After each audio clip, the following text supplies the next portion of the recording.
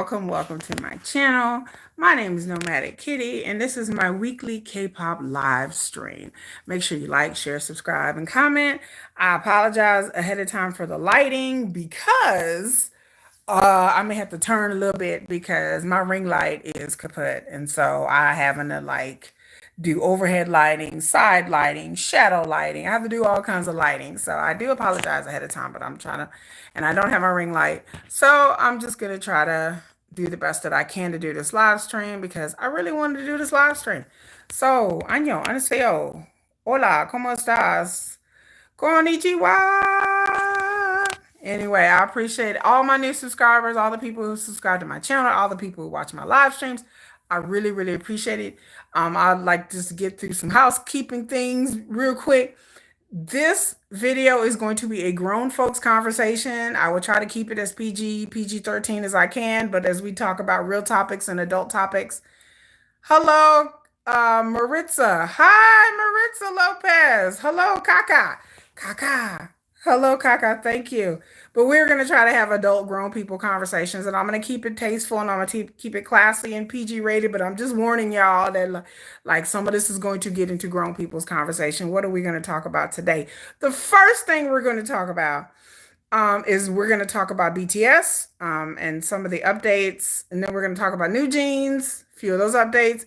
And then we're going to talk about the IDID, I don't know how to pronounce it. The new, well, I can't say new because they haven't debuted yet, but the upcoming boy group from Starship Entertainment, the same people who did Monster X, and the controversy that's going on there. So make sure you like, share, subscribe to my channel. And I post videos every day. I post a lot of shorts. I post videos every day. And you saw I'm pretty. I don't have no makeup on, y'all. Like I just got out of the shower. Life be lifing. So I have a very busy life. I am going to Stray Kids concert next week, next Friday. I'm going to Stray Kids on June the 6th. Not well, I just said the Friday after. So in 2 weeks I'm going to Stray Kids and I will be doing a vlog about that. I'm sorry, y'all, my nose itches. Oh my God, I just got out of the shower. I just been outside. So it's hot here. So let us begin. And also I'd like to say that I do write fan fiction on Wattpad. On Wattpad, check out the band Alborn. Okay. I don't know what Alborn is. I don't listen to a lot of music. I have to tell y'all, I don't listen to a lot of music. I listen to K-pop, but I'm not a big music person. But okay.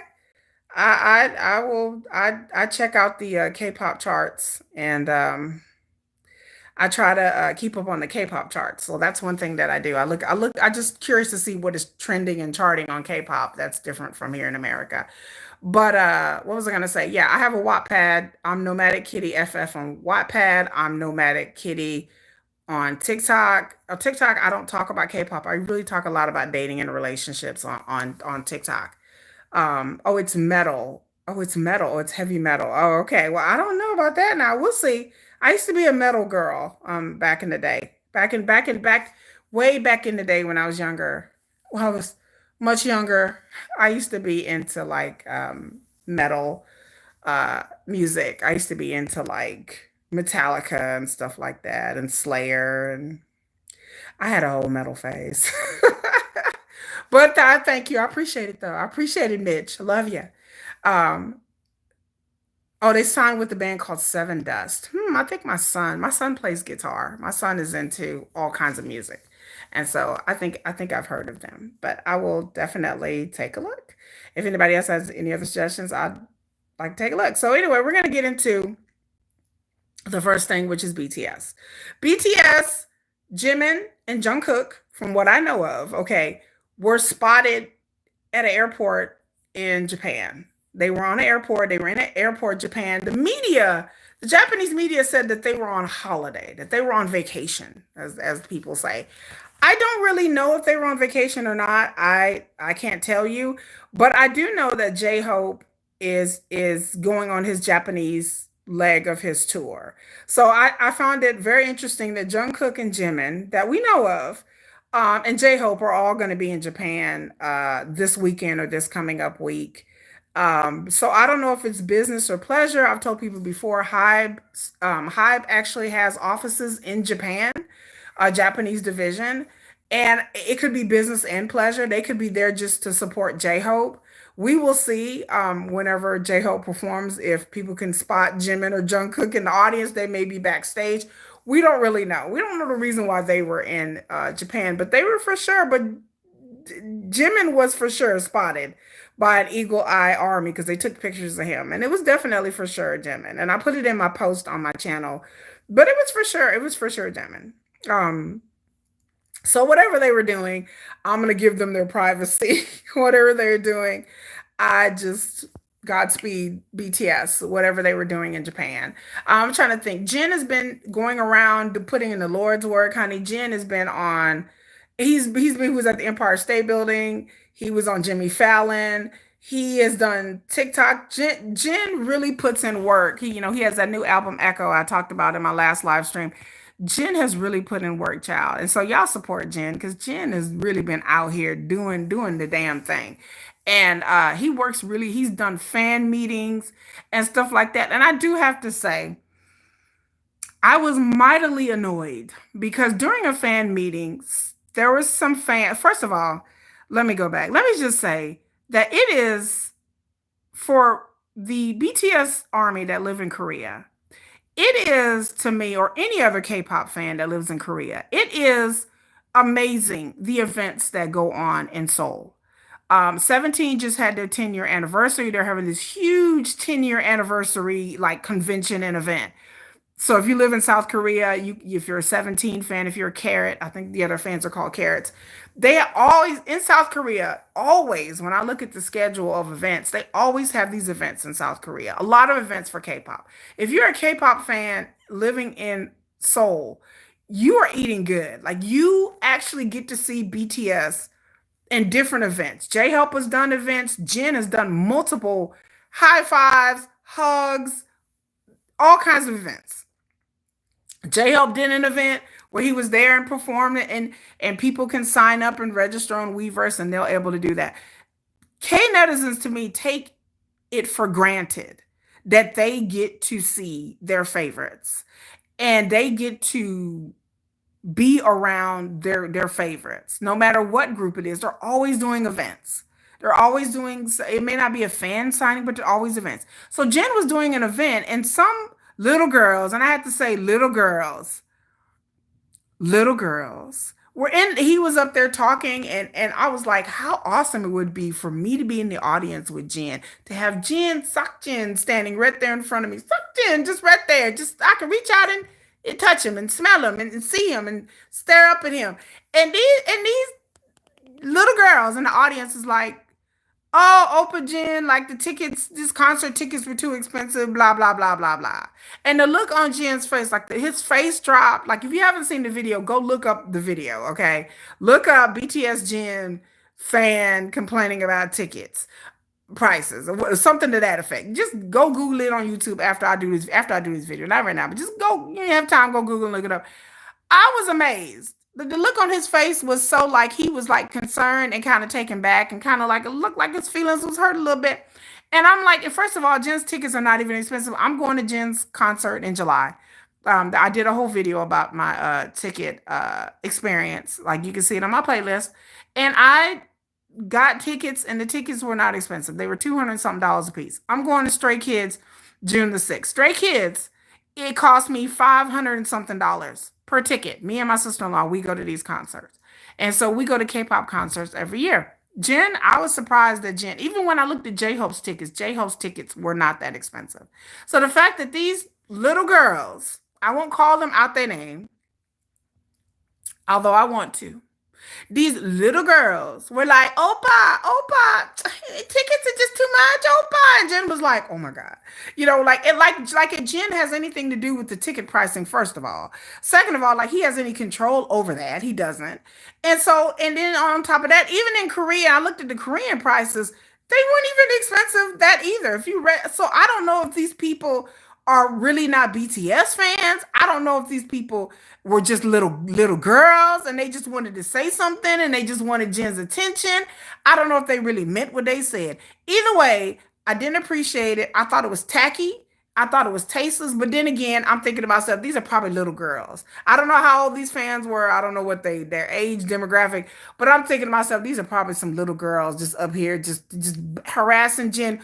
And this is not the first time I've learned because other channels picked this up that Jen has been kind of like heckled and harassed at fan events and fans are complaining. And I'm like, Korea, I love you. I love you, Korea. But again, this whole entire video, I know there are people in Korea that subscribe to my channel, but this whole entire video, I don't mean to go in on y'all, but then I kind of am kind of going in on y'all.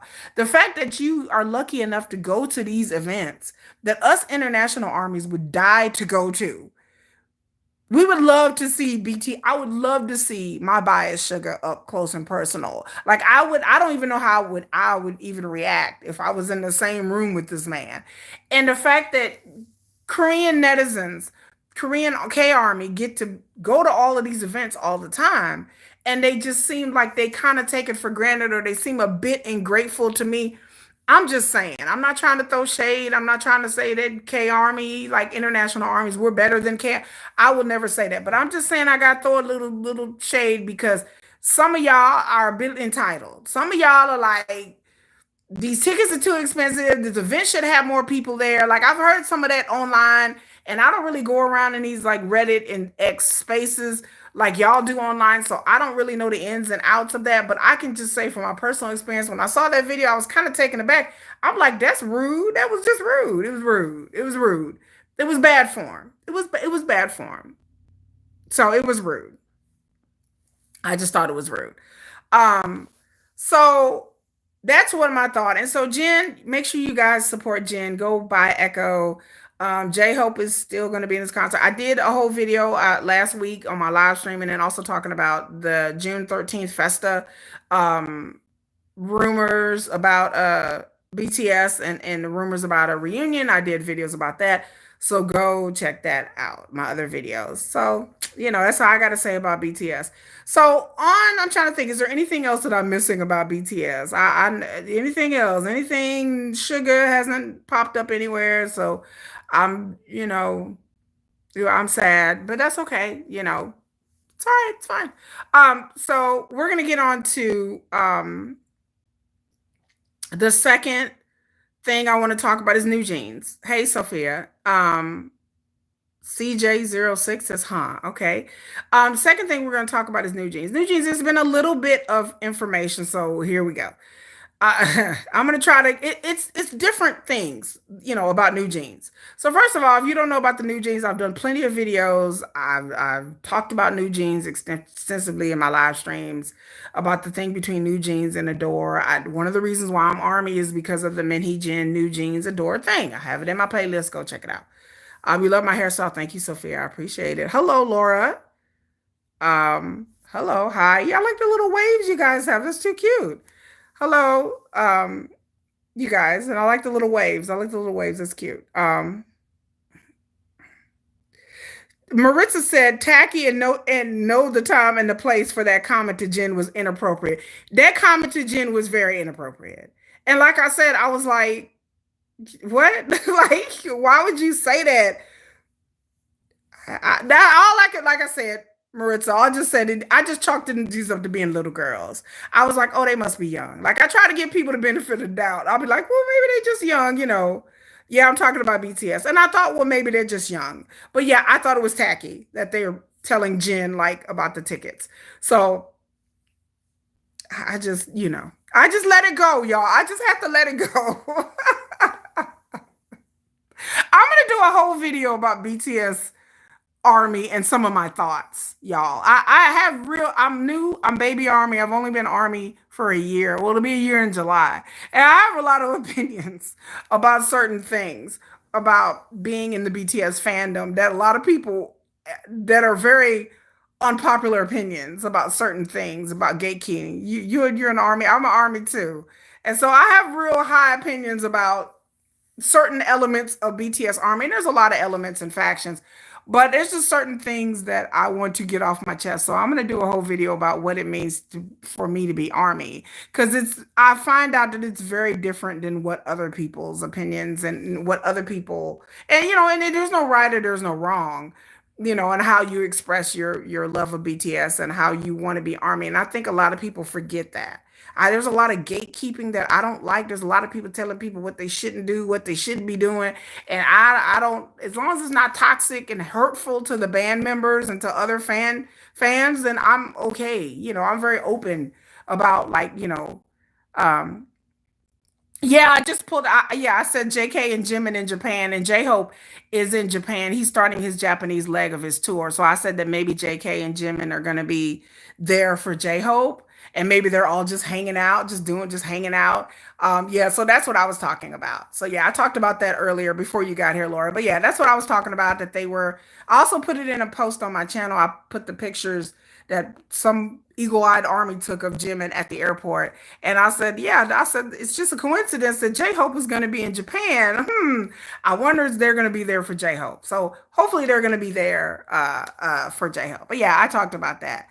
But that's all my BTS news. But I was saying about NewJeans. NewJeans, it's several layers. First of all, NewJeans, I'm gonna put links to High Boy. If you don't know who High Boy is, he's a YouTuber and he posts a lot of good information. High Boy, Hybe boy, BOY, and he posts things in Korean. He posts things in English. He's really really good.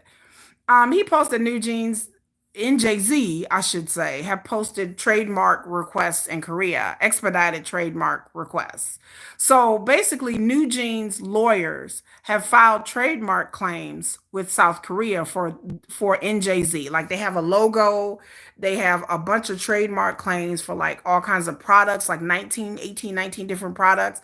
So apparently, NewJeans, because they tried to expedite this trademark thing, I'm assuming that NewJeans or NJZ is trying to sell or going to try to sell merchandise and things like this. That's the reason why they're trying to expedite. Because usually the trademark process takes about a year in Korea, but you can file to have it expedited. And so yeah, NewJeans. Hi, Aurora.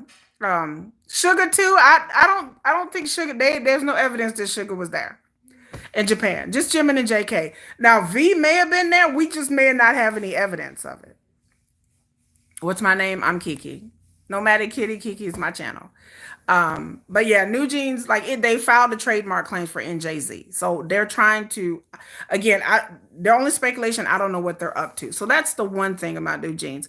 Also, NewJeans, what is it, Danielle? She was on her social media on Instagram because her sister is Olivia Marsh. Her sister is a solo K-pop. I guess she would be considered K-pop. I don't know what Olivia Marsh would be really considered, but she's on the Korean chart, so I guess she would be considered a K-pop singer. I guess, but she sings in English, so I don't really know. But and Danielle, aren't they Vietnamese? This is very confusing. But it was like Danielle online with a producer by the name of Orange. And then I think she wrote something underneath the picture. She did a few pictures with them saying, like, stay tuned or the best is yet to come. So, like, something like that. But she had to take it down. Like, she eventually deleted the post. She hurried up and took it down because people were speculating that there was going to be new music from that was her signaling that she was working with this producer and that there was going to be some kind of new music. But of course, they can't produce any music without Adore's permission. So that post, it deleted. It was on Instagram and it was deleted. So then apparently the producer Orange, the producer, he is apparently working with Olivia Marsh, and they had to come back and clarify that he's not working with Danielle or NJZ, or because that would definitely be in violation of the court order. So that flashed across my screen as NewJeans news. Super shot. Yep. Wait a minute, make you mine, make you mine. She's just an idol, you think? Oh, you think Olivia Marsh is just an idol? You love my name too, Kiki. Kiki is a laugh in Korean. People love it. People in Korea love it. They're like Kiki. They're like, oh, that's a funny name. So yeah, so they took Danielle took the post down because apparently I would say that they were in violation of contract. What was the other story? Besides that, God, I had it on the tip of my tongue. So they filed the trademark for NJZ. They did, Danielle did the pictures with Orange and her and saying it caused a controversy about that. And what I'm trying to think, let me see, y'all. What was the other thing about NewJeans? Oh, that they got more lawyers. That was another thing. It was found out, somebody leaked that NewJeans have actually retained more legal counsel. Before they have one of the largest law firms in Korea, they had 8 lawyers. Now I think that they've saying that they have 13 lawyers now. So as to why they got more lawyers, again, I've said it before, New Jeans is backed by some people because there's no way anybody can convince me that Minhee Jin and New Jeans members and their parents have all this money. I am thoroughly convinced, like I was convinced a year ago, like I'm convinced now, that they have some very powerful people behind them. They have people that, because these are high profile lawyers. When you have 13 high profile lawyers and they are charging a lot per hour, you can't tell me that they have the money to just do this on their own. Somebody very powerful is backing them, and I don't know who. Like I can speculate all day. You're talking about wasting their money. Ross said, yeah, they wasted their money. Sophia, yeah, I'm definitely older than. How old are you, Sophia? But yeah, they are wasting their money. I mean, I this is to me the New Jeans things I've said before is a lost cause. It is a very lost cause. Ava says, "What's the atmosphere like with BTS coming soon?" Um, for me, it's excitement. Again, I became Army last year, so I've never been around when BTS has actually been in live and in person. So, like when I say live and in person, I mean active. So I became Army. Of course, they've been in the military for 18 months. So I became Army last year. They've been in the military. So I have not experienced. I've experienced Jin and J Hope doing Weverses and doing dance challenges, and that's been great. But I have not experienced all 7 members of BTS like alive and active, and me being a fan.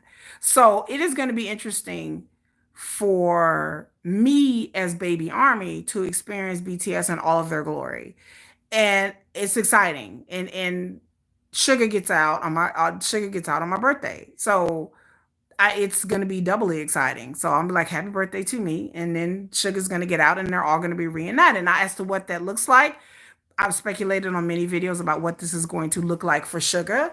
And I just tell armies to get ready. Like we have to really be ready, armies, because they are going to come for Sugar. They are going to come for him. They're going to say the aunties are going to be online and they're going to say things, and and the media is going to say things, and the Korean media is going to say things.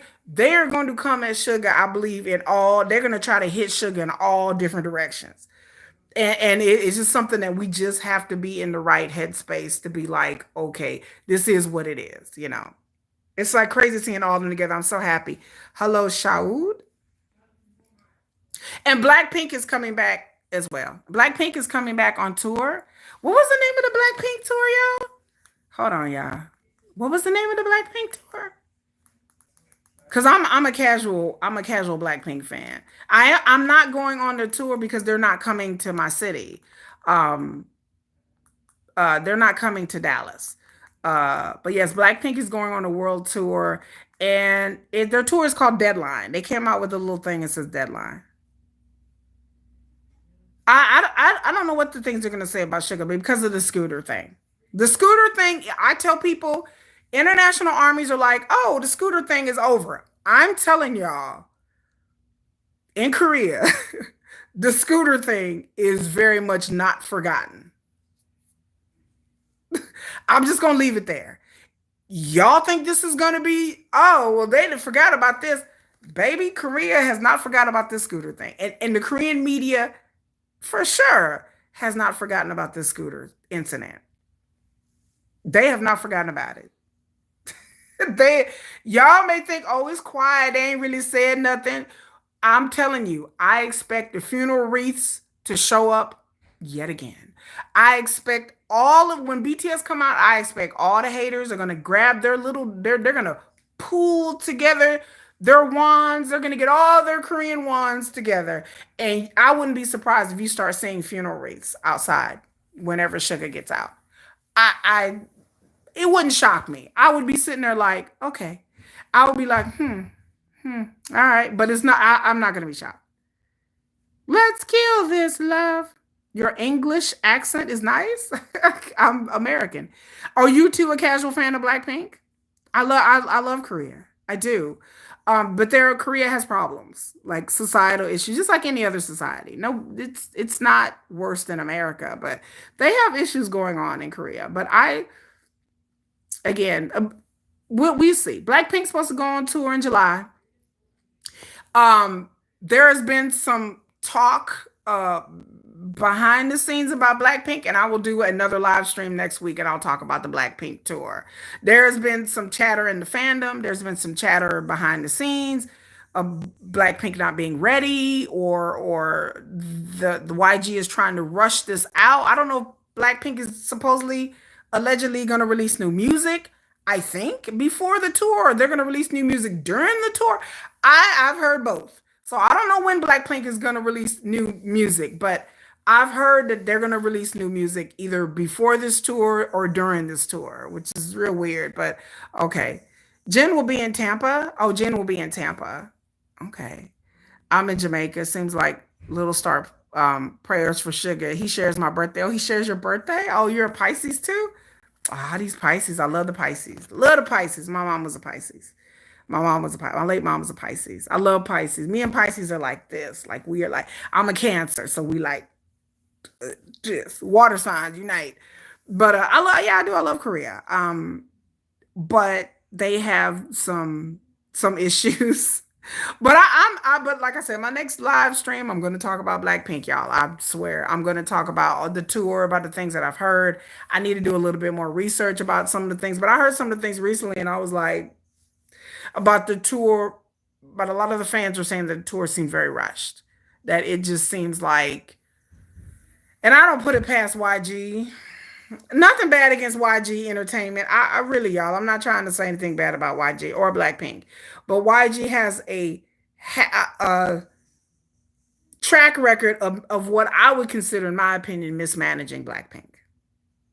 That's what I say. That I do not agree with the way YG has handled Blackpink's career as a group. I don't agree with it. I don't agree, like, we're gonna barely release music, we're gonna barely put out songs, we're gonna pretty much force the girls into releasing solo things. I don't like YG strategy. To me, YG strategy worked 10 years ago. Does it work now in this digital age? No. In this digital age, I will say it before and say it again. In order for you to stay relevant in K-pop and music in general, but especially in K-pop, you got to be putting out music. You have to be doing things on the internet. You have to be advertising yourself. You have to be doing TV shows and variety shows and fan meetings. And the idea that we're just gonna have Blackpink out here and we're just gonna hold them back and then just build up anticipation. That worked 10 years ago. That don't work now. In this TikTok age, that don't work. YG strategy to me is to me a blown strategy. Blackpink. When BTS been in the military for these 18 months, Blackpink should have rose to the top. All these other girl groups, no disrespect to all these other girl groups. No disrespect to aespa and LE SSERAFIM and all these other girl groups. But the girl group that sat on top, Blackpink, did solo things, and I appreciate their solos. But the fact that Blackpink was on top of the world, the number one girl group out there, and BTS was gone, that they didn't capitalize on that time that BTS been gone in the military is criminal to me. It's criminal. It's criminal. Blackpink could have went on tour. They could have made so much money together. Like, they could have been. And I like the fact that these other girl groups have been able to rise. And like I said, I love LE SSERAFIM, and I'm not a girl group fan, but I respect them. But to me, Blackpink, this is a wasted opportunity. And I know that they were in these contract things with YG, and I know all that. But to me, this is just a really wasted opportunity for them. Blackpink could have been like, they could have been killing it right now. They could have been on top. They could have been killing it. They could have been a force to be reckoned with. Like, the other groups could have been looking at them like, damn, like Blackpink is on it right now. Army complained that Jen's tickets were expensive. I guess with so many shows, it's a lot on the budget. I know that Army complained. I'm going to Jen concert. It's not expensive. At least I can say from America. I told, like I said in my video I did about Jen tickets, that if you register on Weverse and you go through all of that, Jen's tickets were $200 and something a piece. And I am on the floor, like back in, but I'm on the floor of American Airlines Center, and my tickets, including taxes, are $220 a piece. I'm going to Stray Kids on June the 6th. Stray Kids was $550. I went to AT's last year, one ticket, $500. Oh, granted, we got the VIP experience for AT's and we were in the fifth row, $500. Stray Kids, $550. We're like row 10, $550. Jen, $230. My jaw dropped. I had like got all this money and I was prepared. Jen's tickets were, for a BTS member, I expected Jen's tickets to be a lot more than that. J-Hope, the same thing. When I looked at San Antonio and J-Hope, I could have got really good tickets. I think J-Hope, I could have got really good tickets for like 300 and something. But J-Hope's tickets, I had to say, were a little bit more expensive than Jen's tickets. But it wasn't that, even when I look at the Korean prices, I think the Korean tickets were like 180 something. I think I know somebody that's going. It wasn't even, do you know Stray Kids? I'm going to Stray Kids. June 6th. GOT7 wasn't in the United States. I got 7. GOT7, I love Jackson. Jackson Wang, I love him. I love him. But you said GOT7 wasn't in the United States. GOT7, they did capitalize on. There's a lot of groups that capitalize off the absence of BTS, which they should have. I'm like, once BTS left, this was the other group's times to step up to the plate. And a lot of groups have, like 17 and TXT. Again, I'm not familiar with girl groups, y'all. Like, I know LE SSERAFIM. I like them. I like LE SSERAFIM. Like, but a lot of groups, but to me, Blackpink, they should have killed it. Blackpink should have came out there and was like, Blackpink in your area. Blackpink is the revolution. They should have came out and been like, the revolution is here. BTS is gone. Let's go, ladies. They should have came out on stage and they should have did a whole tour. Blackpink should have done 2 tours by now. 17 then did 2 tours. 18 then did 2 tours in the United States. 18s was sold out. They did a sold out concert tour. 18's one of the best concert experiences I've ever been to.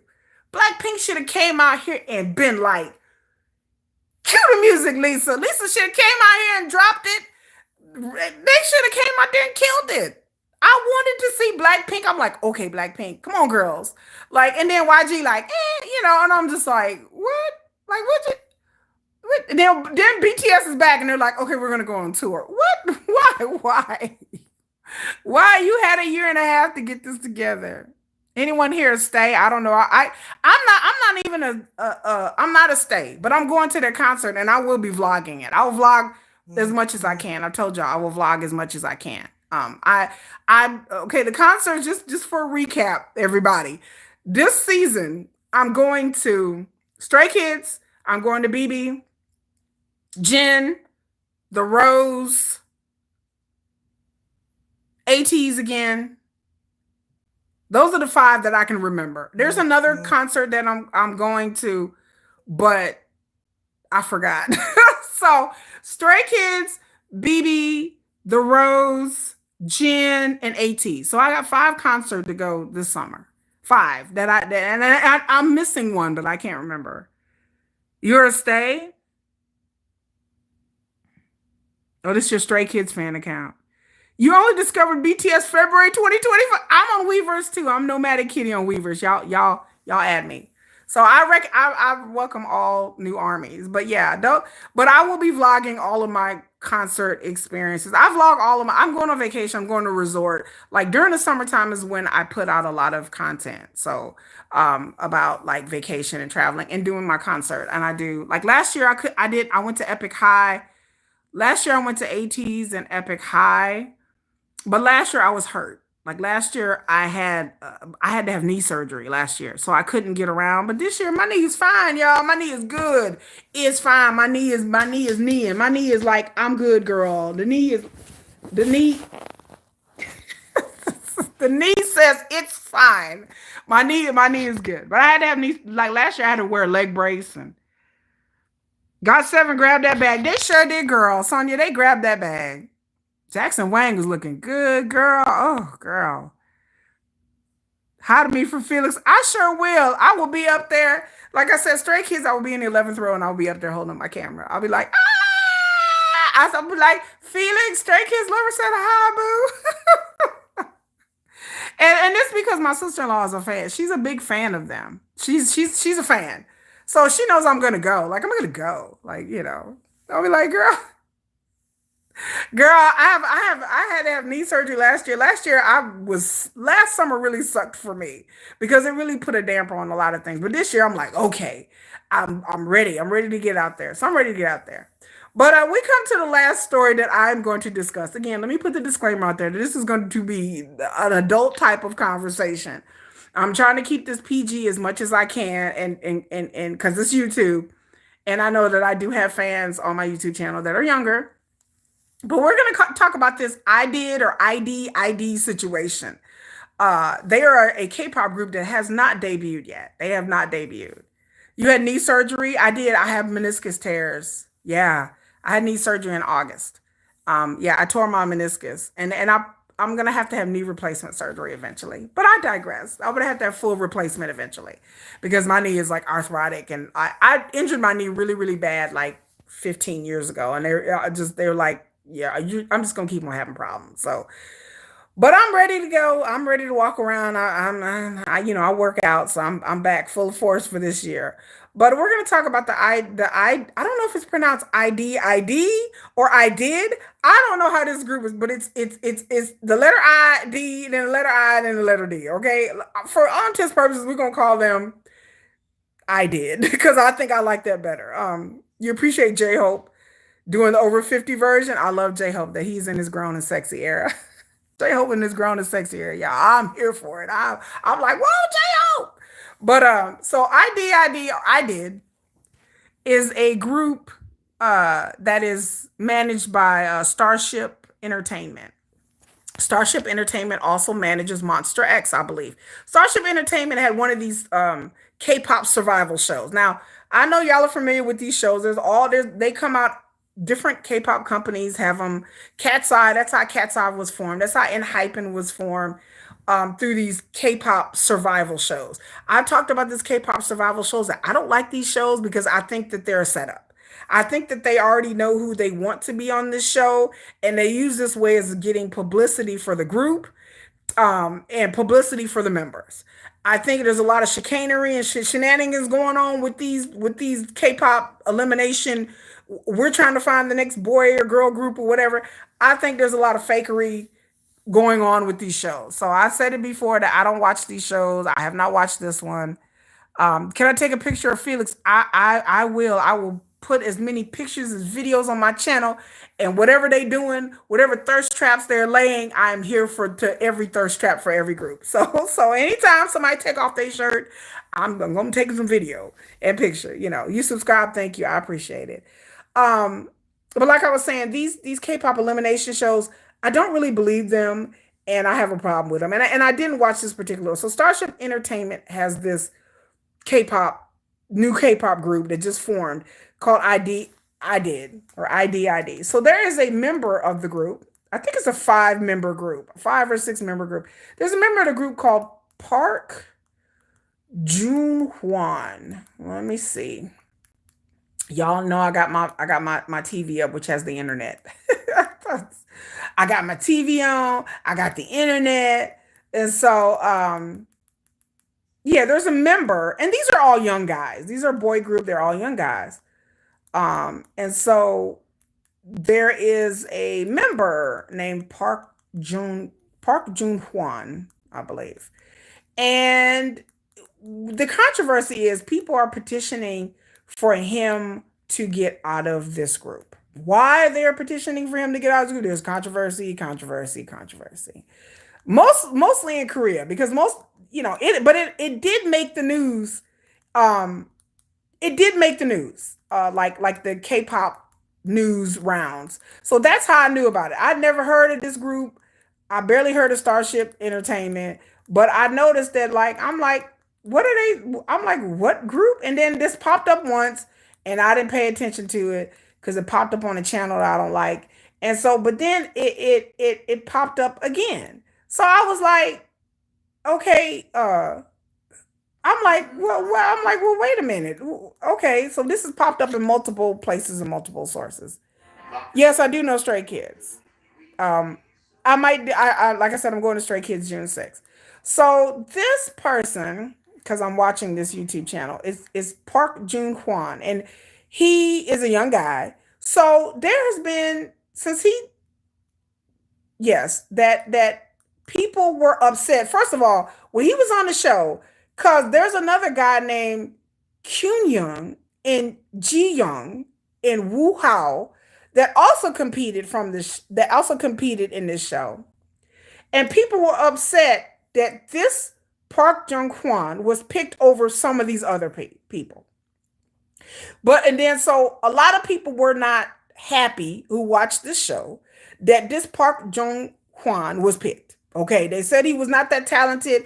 Da, da, da, da. Then there was some rumors going around saying that he had bought his place in this group. Do I know TXT? Yes, TXT is the first K-pop concert that I've ever went to, and the reason why I'm a K-pop fan is because of TXT. I'm a low-key moa. So I'm a low-key moa. If you look at my playlist, I talk about how I came to K-pop, and if you listen, watch that video, TXT, I was taken to a TXT concert in 2022, and that's one of the reasons why I'm a K-pop fan. I was so blown away by TXTs. Sonia says these Asian talent shows are known to be rigged. China had one, not K-pop, but singing competition. Shantae Moore was on there, but she was beat out by some non-singing Chinese lady. Yes, they have these K-pop shows in China, in South Korea. They have them in Vietnam. They have them in the Philippines. They're really really popular in Asian entertainment, and they're rigged. And these shows are just there to get advertising dollars. They're there to get popularity for the group before they debut. They're there to just get fans, get people. I think it's basically like an overglorified PR move. So yes, this Park Jung Hwan, he was picked over several other members, other people. And so people were upset about that. Then there's rumors saying that he comes from a rich family. He comes from a well-to-do family. So then there's rumors coming out saying that this dude paid his way in. Who's my favorite TXT member is Kai. He's my favorite member. He's my favorite member. That's my favorite. That's why it's like my little son. He's like my little son. He reminds me of my son. So but so this Jun Hwan, people were upset. So then like right after so this was like almost 30 days ago that this show ended. So within the past week or two, in the past couple of weeks, there's been things on Reddit and things online about this person. People started to go online and post screenshots and text messages in Korean message boards. So if you don't know about the Korean message boards is where all the gossip starts. Korean message boards like DC Inside and all these people and Duan and these are the message boards that like a lot of us go to because this is where the gossip starts. A lot of people who there's a lot of like, of course, stupidity on these Korean message boards. You can take it with a grain of salt, but sometimes people will post things that actually have some validity, that actually have something. So people started to post pictures, like text messages and screenshots of social media and things that this Park Jung Hwan has either sent to his friends or ex-girlfriends or people he went to school with. So he's a young guy. I think he's like 19. So people started posting things, the things that he had sent to people in high school. So then it just grew from there. So let me tell you, this is what's been happening. When this dude was in high school, they're saying that like that he was not a nice person in high school. So again, I started hearing this and I was just like, what is this all about? So like what is this all about? Because again, I can't trust K-pop fans. I can't trust y'all. I'm sorry, I can't trust because K-pop fans will take the most stupid, nonsensical things and just run with it, and it will go from something that's little small to big. Like if you don't know about the Kim Garam thing, Kim Garam was part of a girl group, and there was rumors saying that she was a bully and that she was mean in high school, that she was a mean girl in high school, and then she got kicked out the group, and then it turned out that the person who said this pretty much made all of it up, and it was pretty much a lie, and Kim Garam was not the bully, that it came out some evidence that she was actually the victim of being bullied, and that basically that there was some heifers that she went to school with that didn't like her. And so they ruined her whole career because there's rumors came out that saying that she bullied somebody while she was in high school. And it turned out to be fake. And then there's another K-pop singer. I forgot his name. His name is Hyun. I think they were saying his name was, and I don't know what group he was in, but they were saying there's rumors came out too that he bullied people and he was not mean, and it turned out that it was nothing. It was just people just making up shit. So in the K-pop spaces, people would just make up things. People that you go to school with, ex-girlfriends, ex-boyfriends, would just make up things. There's a member of Rise that got kicked out of Rise because pictures of him and his girlfriend when he was a trainee was leaked. I did a whole video while I was talking about this. This happened like last year. There was videos of him and a girlfriend and videos of him with a cigarette smoking, and somehow that got him, the K netizens pushed to get this guy kicked out of Rise. But I heard he's supposed to come out with a solo career with SM. But he got kicked out of Rise because he had a girlfriend when he was a trainee, and he was smoking when he was a trainee. This is before he even joined the group. Him and a girl that he was in pictures with, they not even together anymore. Like once he joined Rise, their relationship ended.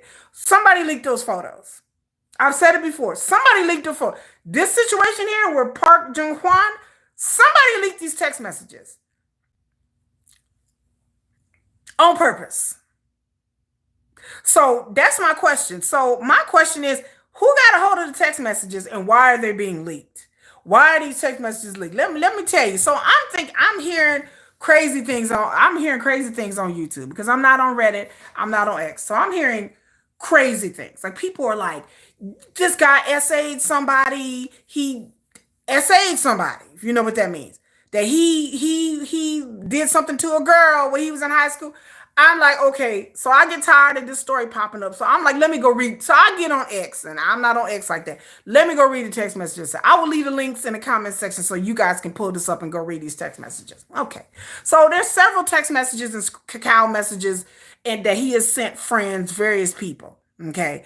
I'm like, okay, I'm going to go through and I'm going to read this whole thing because I'm expecting to read something crazy. Because the way they paint this dude is like, he's a misogynist, it's criminal, da da da da da. I read all these text messages, there's nothing criminal in these text messages. Let me just precursor this by saying that these text messages is basically him, some of them are him talking to other friends. Okay. One of these text messages, he is talking to another female. I guess I'm assuming this is a female he sent to, and he called her a fat bitch or something like that. Something like that. Called her a fat B. Okay? He's like, look here, you fat B. Don't you go and tell nobody what happened, blah, blah, blah, blah, blah. Once again, I'm like, okay, he called somebody a fat B. I'm like, well, damn. If I get penalized for every time I didn't call somebody a fat B in high school, it would lock me up and throw away the key. So he was mad, apparently sending text messages. I don't know if it was a girl or a guy. I don't know who it was. But he was like, you fat B, you da-da-da-da. You know, do you want to get with me? You seem like you want to get with me. And I'm like, again, I'm like, okay. So I'm like, okay, well, let me just keep reading. Then I'm reading these other messages. And he's talking about some other chick and she looked good. He's talking to a male friend, I assume. He's talking to he's sending a message to his male friend talking about some chick looking good. And she's very, he's talking about her in very overt sexual terms. Then some other message he's talking about, because he had a girlfriend while he was in high school, talking about having intercourse with his girlfriend. And his friend is like, well, what'd you do this weekend? Did you have intercourse with your girlfriend? And he's like, yeah, of course I did. I hit that pee. Da, da, da, da, da, da, da, da. Then he talks about some other chick and somebody was asking him about some other girl. And he was like, she got a fat pee and she looking good and her booty is, and I'm reading these messages going, okay. It's just how guys talk to other guys. I'm just sitting there going like, okay. And then a lot of things that he's saying, I can take it with a grain of salt. 16, 17-year-old boys talk to their male friends and they say a lot of things. Oh yeah, I hit that. Yeah, she did this and we did this. Okay, he's 16, 17 in these messages. I don't know if I need to believe him, really take his word at it. That he's hitting all these women like he said he's hitting all these girls. Because dudes lie. Dudes make up stuff. He's 16, 17. Like, I'm assuming he's bragging to his friends about who he didn't. So people are coming out saying, oh, well, when he was in school, he was with all these different women and he cheated on his girlfriend. Once again, I'm still like, okay, I'm ready for something just criminal. I'm like, where is the criminal? Then did it come out like supposedly he told somebody that he got with somebody in the gym. He was getting it in the gym. I giggled. I said, I said, oh, he was in the gym. I got a giggle out of it. I kikied and I cawed. I kikied and cawed about all these messages. Cause I'm just like, oh, okay. Oh, okay. Okay. I was like, oh, he's that kind of guy. This is a good looking guy. Obviously, this guy had money. He was a good looking guy in high school. You could tell that from his pictures in high school. You just the look, the smug look on his face was like this dude just knew he was the S. He just knew he Park Jun Hwan knew he was that dude in high. He was that dude in high school.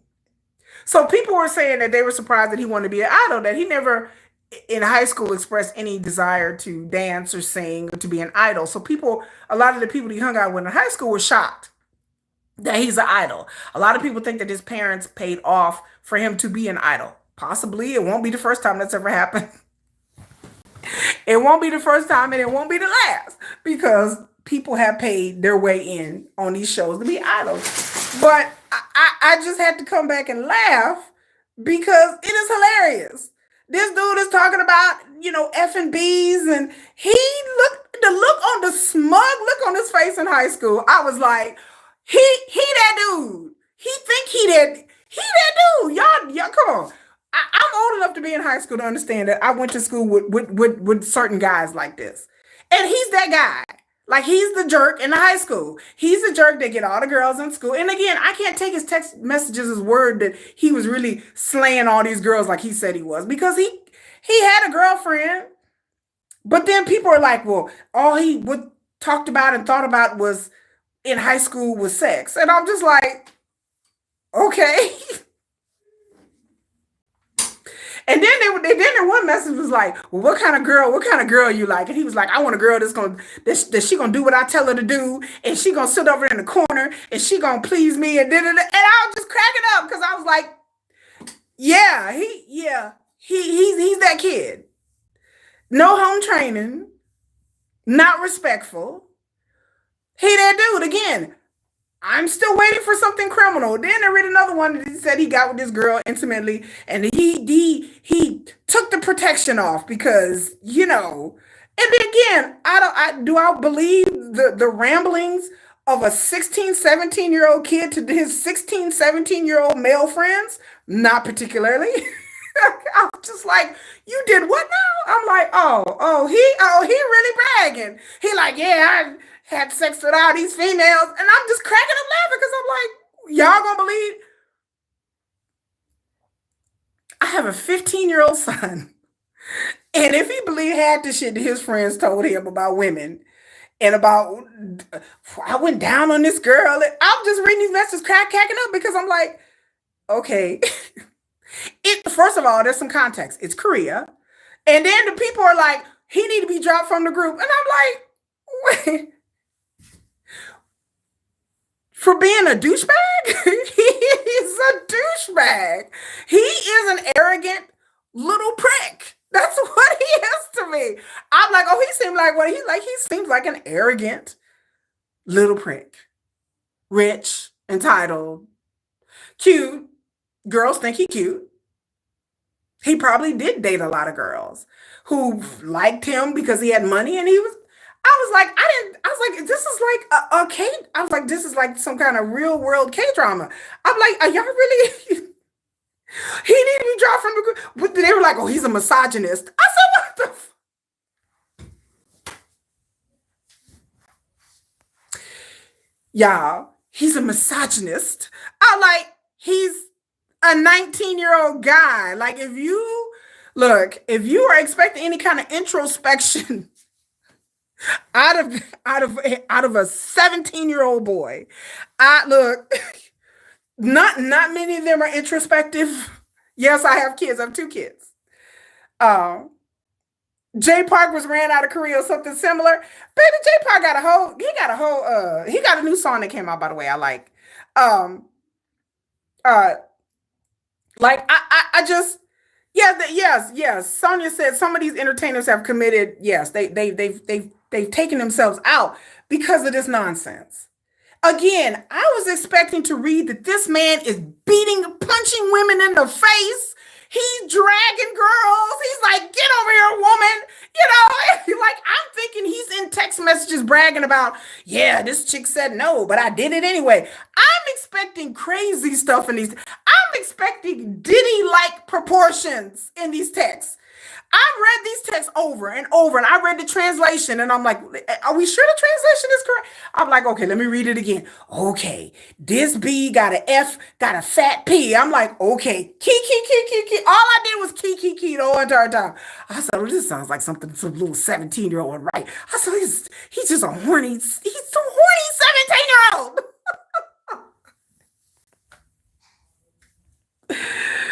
Oh my God, they're like, he's a misogynist. Oh, gasp. He was addicted to sex in high school. I was like, okay. So let me get this straight. He's a good looking rich guy who can get any girl he wanted in the school.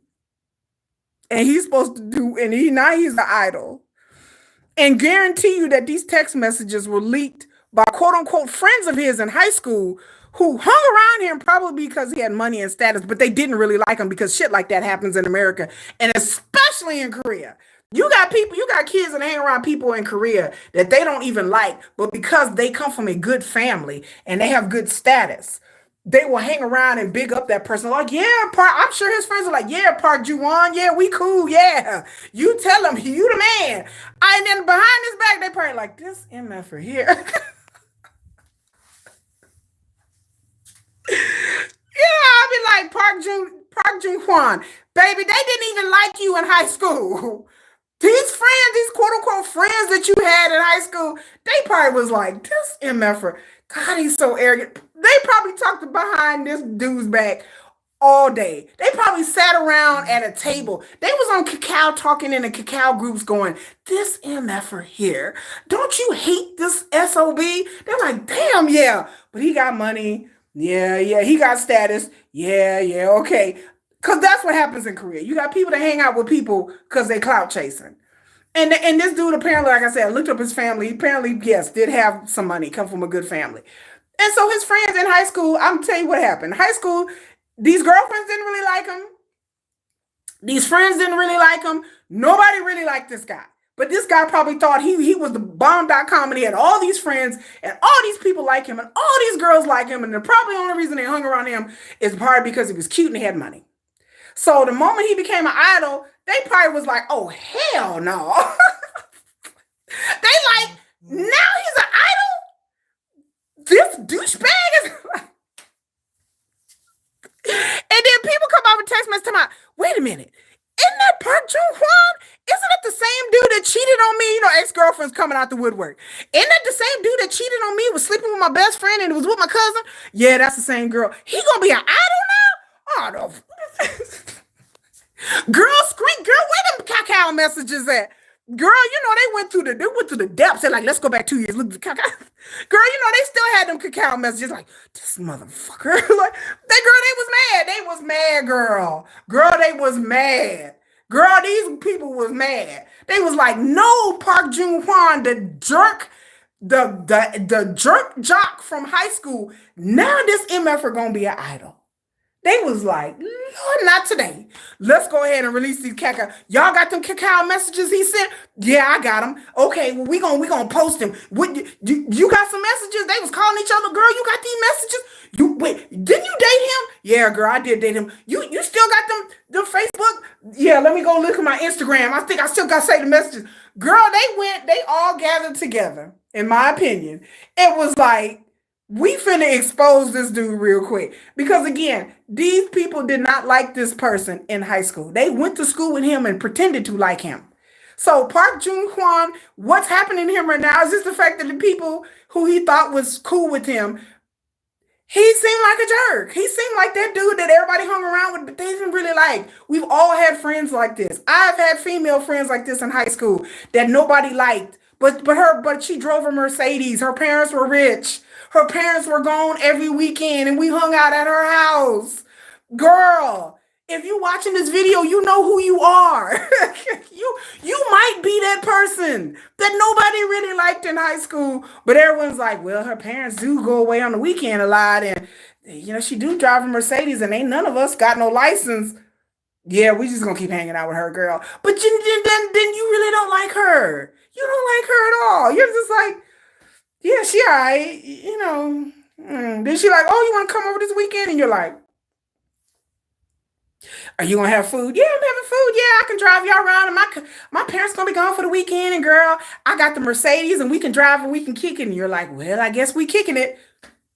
Like, come on, like we all didn't had that friend, or you might be that person that nobody liked. And so to me, Park Jung Hwan is that friend that nobody really liked him, and everybody thought he was an arrogant jerk, but everybody just kind of tolerated him because he had social status. His parents had money, and he probably was out buying his friends. He seems like the type of kid that probably had to buy his friends. Like he was probably out there buying them stuff. And he's like, oh, come to my house, we'll drink some soju, underage drinking, like he was that friend. And so people kind of tolerated him. So now that he's an idol, people are upset because people were probably like, oh my God, he's an idol. His ex-girlfriends are upset. His girls that he used to date are upset. He probably cheated on all of them. All of them. He probably did all of them dirty, y'all. This man probably, look, this kid, and again, he was a kid. He's still a kid. And so I'm like, again, I don't understand why he has to leave the group because the purity police in K-pop is here.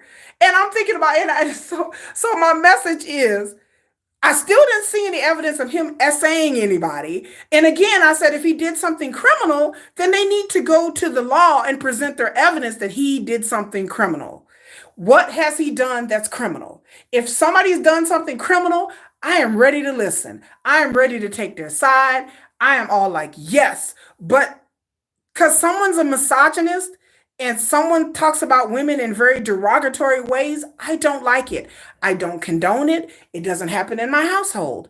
But does it happen? Yes. Does it happen? Yes. And it's hypocritical. I'm talking to the Koreans right now. Koreans, let me talk to y'all. Let me come closer, Koreans. Come on. Okay.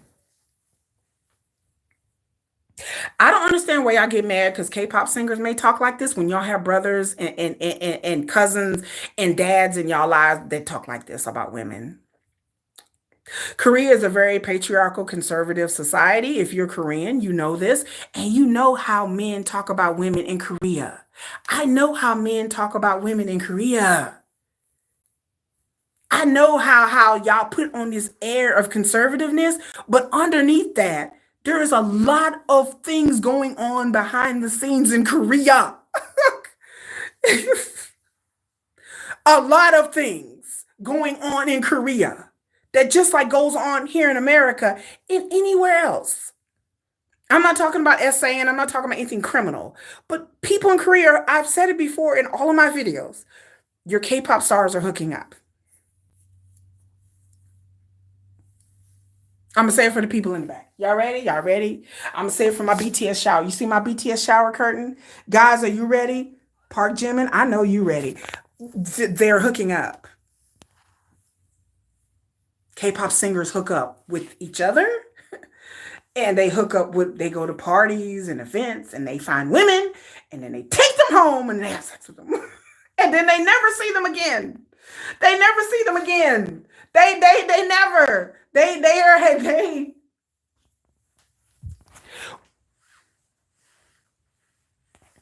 Jen, you know I'm right. BTS, I don't expect any one of these 7 gorgeous rich men to ever be at home by themselves on a Friday night, unless they want to, unless they choose that. They don't have to. K-pop singers and trainees are good-looking guys. They're rich. They're working hard. They don't have a lot of time. They don't have time for relationships. I've said this over and over again. But they have time to get it in. So your K-pop singers are having sex. They're getting it in. Okay?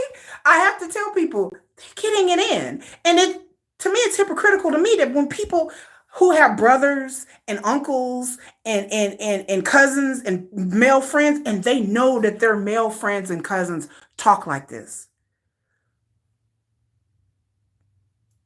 And then a K-pop singer says it, they're like, oh, he got to lead a group because he's a misogynist. Motherfucker, half of Korea is misogynist. Y'all, this just makes me, I just can't. I'm just like, so half the country is a misogynist, but we ain't got no smoke for that. But a K-pop singer writes some messages talking about butt and pee, and all of a sudden we're like, I'm just like, just the way what? Korea's full of hookup culture. Dudes in their 20s is going to clubs and picking up chicks and taking them home. What are you talking about? I'm just like, there's a huge hookup culture in Korea. Huge. Guys talk about sex all the time in Korea. These 20-year-old dudes, they talk about it all the time. All they do is they go to clubs and talk about hooking up. I'm gonna hook up with this girl. I'm hook up with this girl. I'm hook up with this girl. We hooking up. That's what they talk about. Yes, I know Stray Kids. I'm going to Stray Kids June 6th. So that's what they talk about. That's what they talk about, y'all. Just like any other guy. Just like in America, you hang around a bunch of teenage boys, 20-year-old dudes. They talking about women. They talking about our bodies. They talking about our shapes in ways that you might be offended by. But I'm not so naive to be like, well, guys don't really talk like this. It is hypocritical for any K netizen to be upset about what this dude is saying when their brothers are having the same conversations. When their brothers are talking. I'm like, I want to ask people in the comment sections do y'all have brothers? Do y'all not understand it? This is the way your brothers and their friends talk, like all the time. They talk about women. Again, I have a 15-year-old son. Did my 15-year-old son talk about girls? Yeah. Does he talk about girls in a respectful way? I hope so. But does he have friends that don't talk about women in respectful ways? Yes. Yes. I've been a teenager. I was a teenager a long time ago, but nothing has changed. When I was a teenager, I had male friends that would talk about women just, oh, look at that girl over there. Look at her, look at her chest, her chest of keys, and look at her. Oh, she got a fat, I'm just like, okay, well, that's how dudes kind of talk with other men. And for people to sit up here and act like K-pop has to pass some sort of purity test, I don't understand it. I don't expect my K-pop singers to pass a purity test. My dear Sugar, my alt, is a good-looking man. I expect him, if I was as good-looking as Sugar, and if I had as much money, and if I was part of BTS, I would be out there just picking them. Which one of y'all want to go home with me? Just like when they asked Sugar that one, remember that video when they talking about, when the lady asked them, how do you pick up women? Sugar said, do you know who BTS is? Do you know BTS? Like I started giggling. I was on the ground because I'm like, okay, Sugar, and no lies were spoken there. Sugar was not lying, baby. Do you know BTS? I promise you. I said, oh, I can see Sugar just going up to a girl and just being like, hey, you know BTS? And girls be like, oh, God, I do. I'm a member of BTS. I can see them doing that. Because I'm like, Sugar was lying, baby. Y'all thought Sugar was out there lying, baby. Sugar was not lying. Sugar was not lying. When he was asking how he pick up women, I'm sure that is how the conversation go. Do you know BTS? Oh my God, yeah, I do. I'm a member of BTS. I'm Sugar. Hi, nice to meet you. I'm sure that's how the conversation would go. I don't expect my idols to be Puritans. A lot of those K-pop idols are away. They are looking for girls. They are looking for girls. if they have the time. Now, when they start now, like as trainees, it's really hard for them to get away. It's really hard for them to entertain. But once they get into a rhythm, they do have time to be on breaks. A lot of them have it in contracts where they're not supposed to date and not supposed to do certain things. That is true. But this happened before this kid was a part of the group. This happened when he was in high school. This happened before he was on this idol show. This all happened when he was in high school. The idea that I'm expect a teenager boy in Korea in high school to not talk about women or to chase women. There are girls, and like I said, I'm an equal opportunity. I'm sure there are girls in girl groups that when they were in high school, that if it ever came out, I'm sure some of these girls was boy crazy. Some of these girls, like my grandma used to say, they was fast. I'm sure some of these girls had boyfriends and they was flirty and they was like, hey, daddy, what's up? I'm sure some of these girls was fast. It happens in every society. Korea is no different than any place else. You have kids in high school that are very demure, very shy, they don't have a lot of boyfriends. And then you have kids in high school, the most popular girls, the most prettiest girls that have a lot of boyfriends. They have a lot of dudes that are hanging all over them. Same thing with the guys. You have a lot of guys. You have guys that are good looking, that are popular, that are charismatic, that have a lot of girls in high school that are just like, follow them around like puppy dogs. Apparently, this Park Jung-won had the chicks following him around like a puppy dog. And again, I looked at the pictures of him in high school and I'm like, oh yeah, he looked like the type. He looked like the cocky type. He looked like the type that was like, he wasn't the nerdy, shy guy. He was the popular kid in high school. He was the dude that got all the girls. And I think that some of the guys he hung out with are jealous about that. And I think some of the women that he got with, or girls that he got with, he probably didn't treat them very well. He probably cheated on them. He probably ran through a few of them. But again, it's high school. Like he's older now. And so people are sitting there making him out to be some kind of like Diddy or something. Like he drug women. Again, I read these messages and I wanted to see. I was like, okay, let me see what's going to happen. Did he punch some chick in the face? Did he drag some chick off? Did he force some chick to do something that she didn't want to do? I'm like, I'm ready because I'm always ready. And I understand what the entertainment business is. But then let me read the text messages and I'm like, y'all mad at him because he's not a good person or y'all mad because he's a criminal? Because if they're mad at him because people don't think he's a good person, then I'm like, baby, these are men. At the end of the day, BTS is still men. They have urges and drives just like men do. They men. I don't ever sit here and be like, well, K-pop singers, there's some kind of androgynous angels who don't think about. No. I have friends in Korea in the business, and I can tell you without telling you unequivocally, K-pop singers are hooking up, and they do it more frequently than people want to admit or they ever find out. Like when people talk about people are a couple and I read it online, I be kikiing because I'm like, what is a couple? Well, such and such is holding hands with such and such at 3:00 in the morning. Oh, they're dating. I was like, oh, here we go. They dating.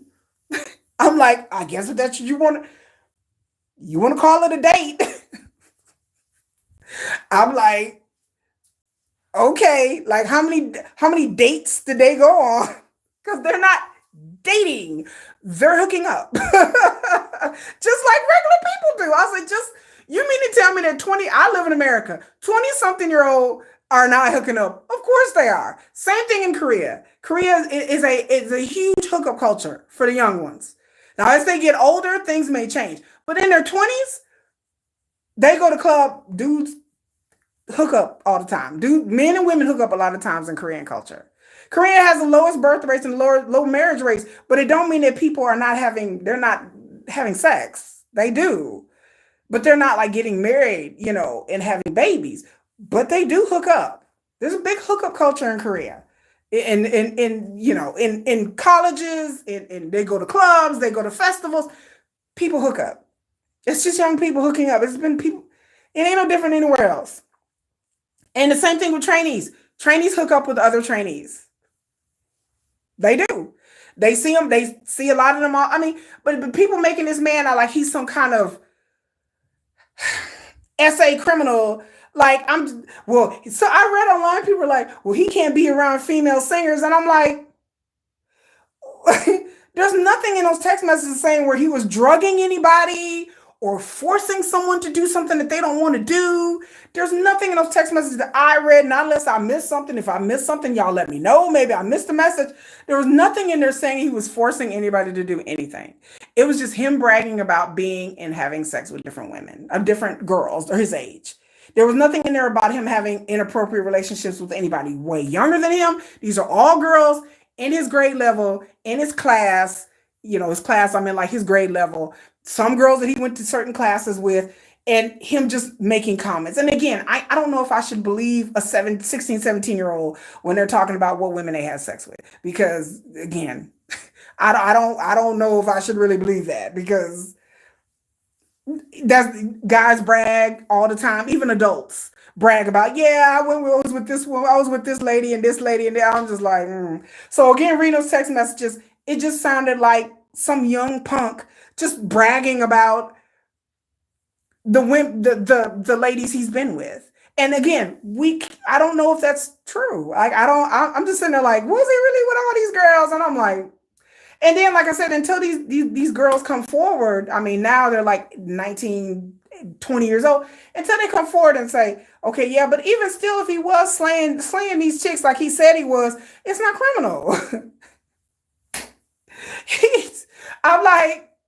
I'm sitting there like, were they underage? No.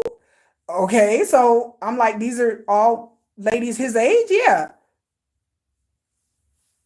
Okay. I'm like, and again, the only reason this is a big deal is because he apparently has people that don't like him and put these messages out there. Because I promise you, he's not the only trainee in high school that was dating a lot of, quote unquote, dating a lot of people.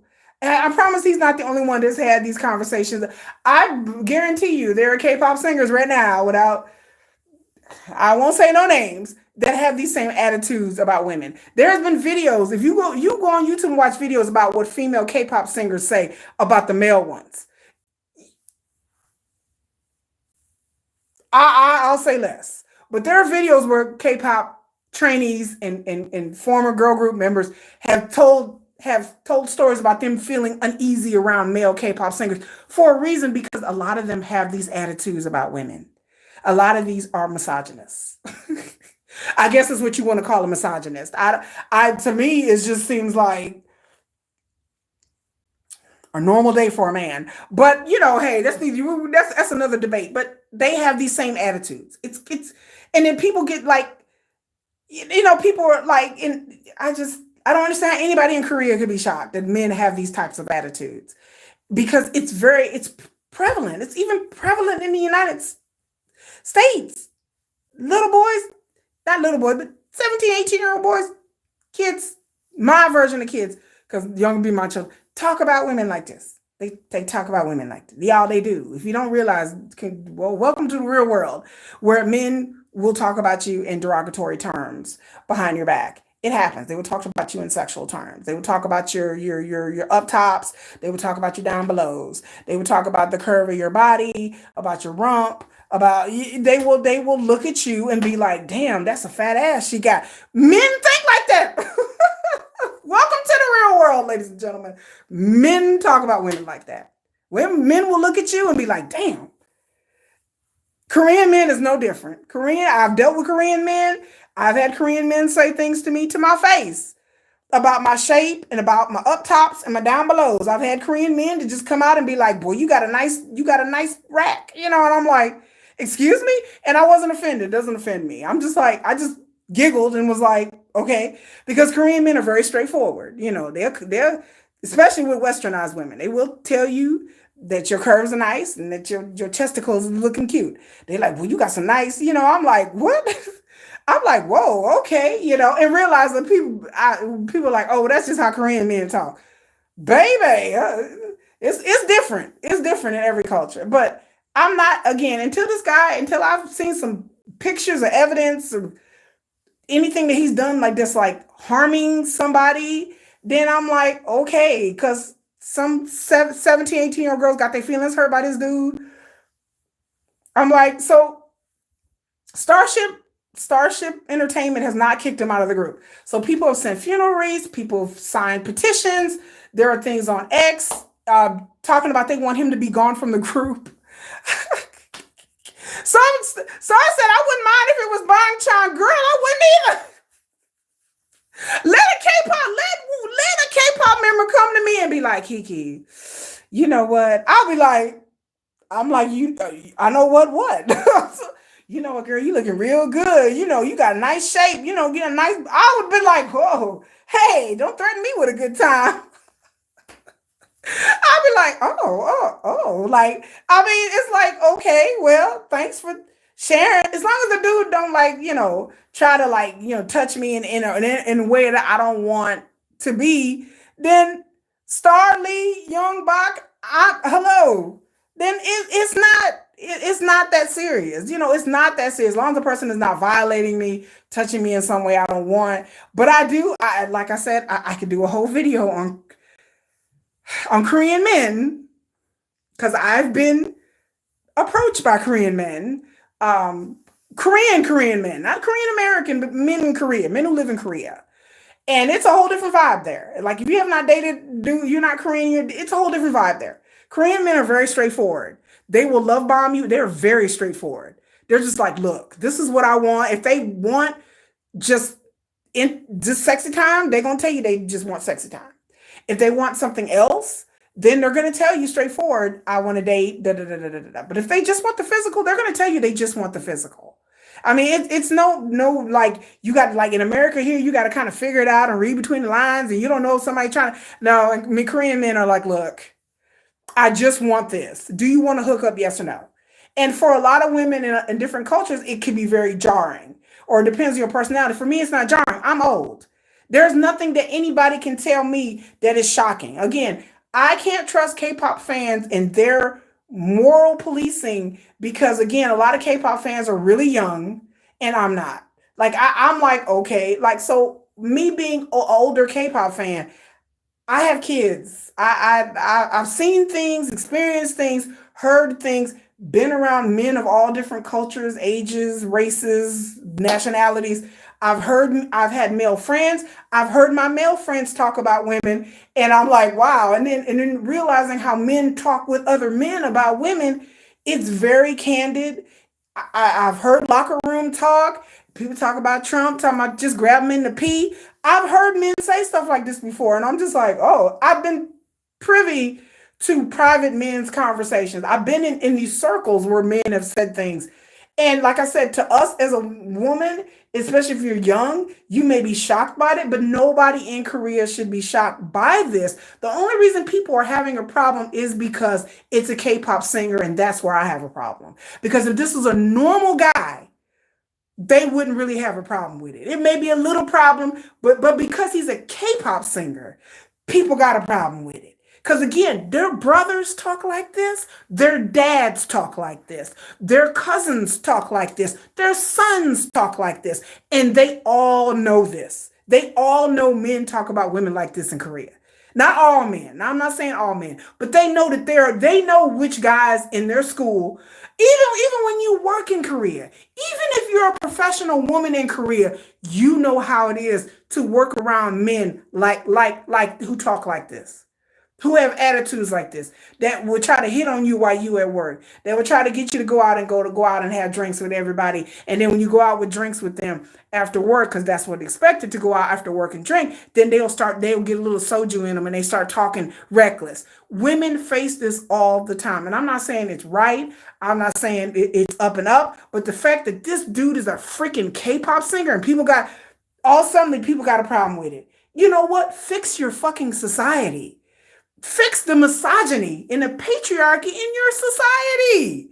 That first. But K-pop singers, they got to be at some kind of high moral standard. And I'm just like, this is the K-pop purity test. And the shit about K-pop that just drives me nuts. Like, hello, Selena. Felix is a little piece of sunshine. I don't know if Felix is a good looking guy. I don't put anything past any K-pop singer. Anything, y'all. I'm telling y'all, if y'all just like when Burning Sun, if you don't know Burning Sun, go look it up. When Burning Sun came out, I was like, of course. Wasn't shocked.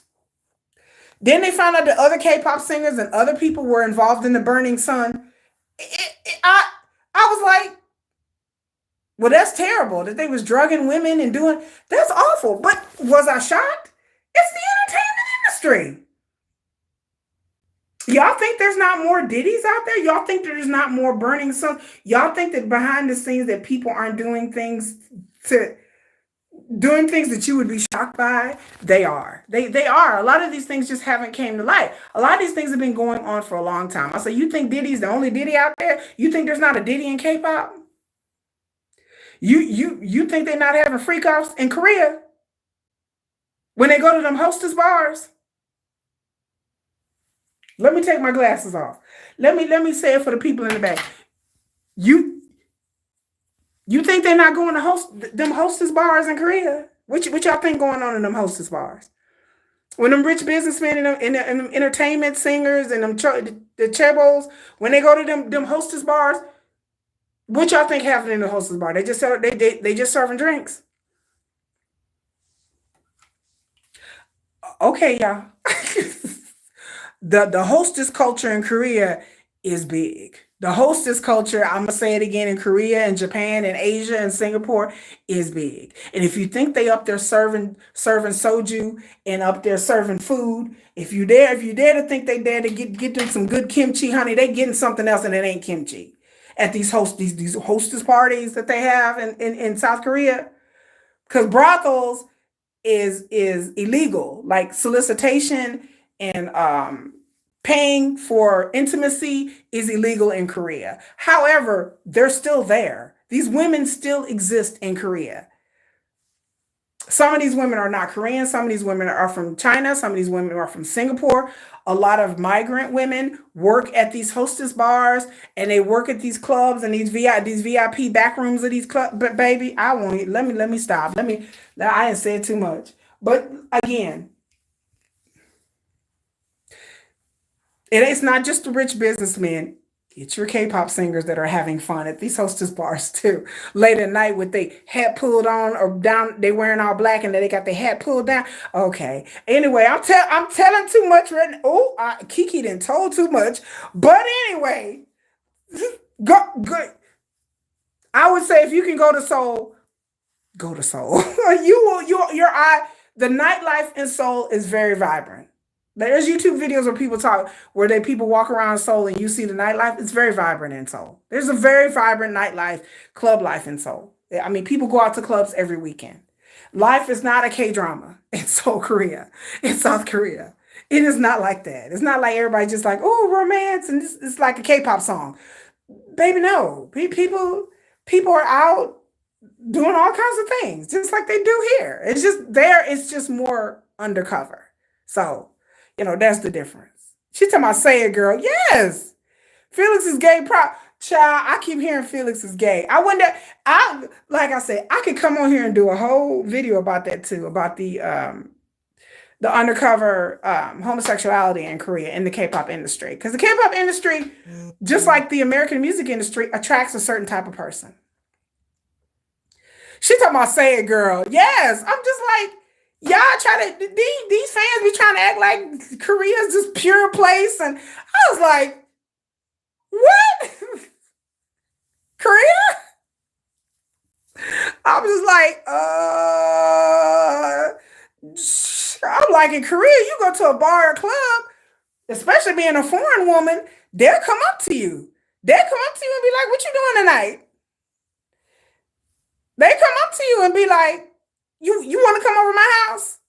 Let's go have a drink. Let's leave here and go have a drink. And that's code for let's go back to my house and let's get it on. They'll come up to you and be like, you want to go back to my house and have a drink? They'll chat you up and be like, oh, you want to come back to my house and have a drink? Remember that time y'all watched BTS and they were talking about that? They're talking about you want to come back and like, what was it? What was they saying? The term in Korea that you want to come back and you want to what was it? You want to come back and pet my cat? And then Sugar was like, well, what if you don't have a cat? What if you have a dog? Like I was like, and I had to learn all these Korean euphemisms. Like, do you want to come back to my house and eat kimchi? Do you want to come back to my house and drink soju? Like these are all euphemisms for come back to my house and let's have sex. That's what this is. You want to come back to my house and pet my cat. You want to come back to the house and see my dog. These are all euphemisms. Like people come up to you and people like don't understand what these terms mean and the foreigners and they're like, what? And then they're like, oh, well, he wants you to go home with him. And yeah. And there are men out there who are Korean, who are into the exotic women, who are into black women or European women or, whatever. They see you as an exotic and a notch on their belt to take home, honey. They see you as an exotic. Korean men will come to you and tell you, oh, I've always wanted to be with a black woman. I've had many Korean men tell me that. I've always wanted to be with your kind. And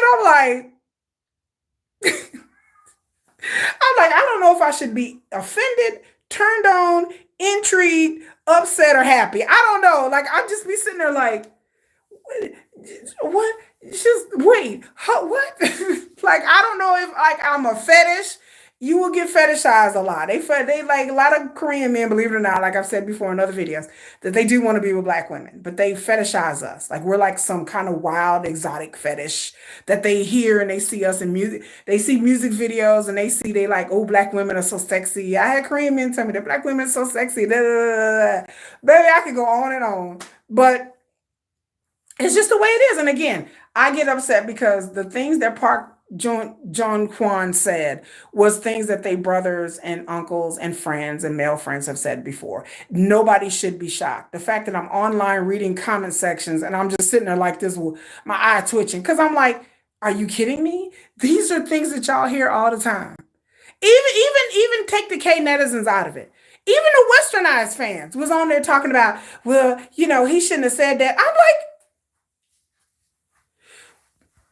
do you know who our president is?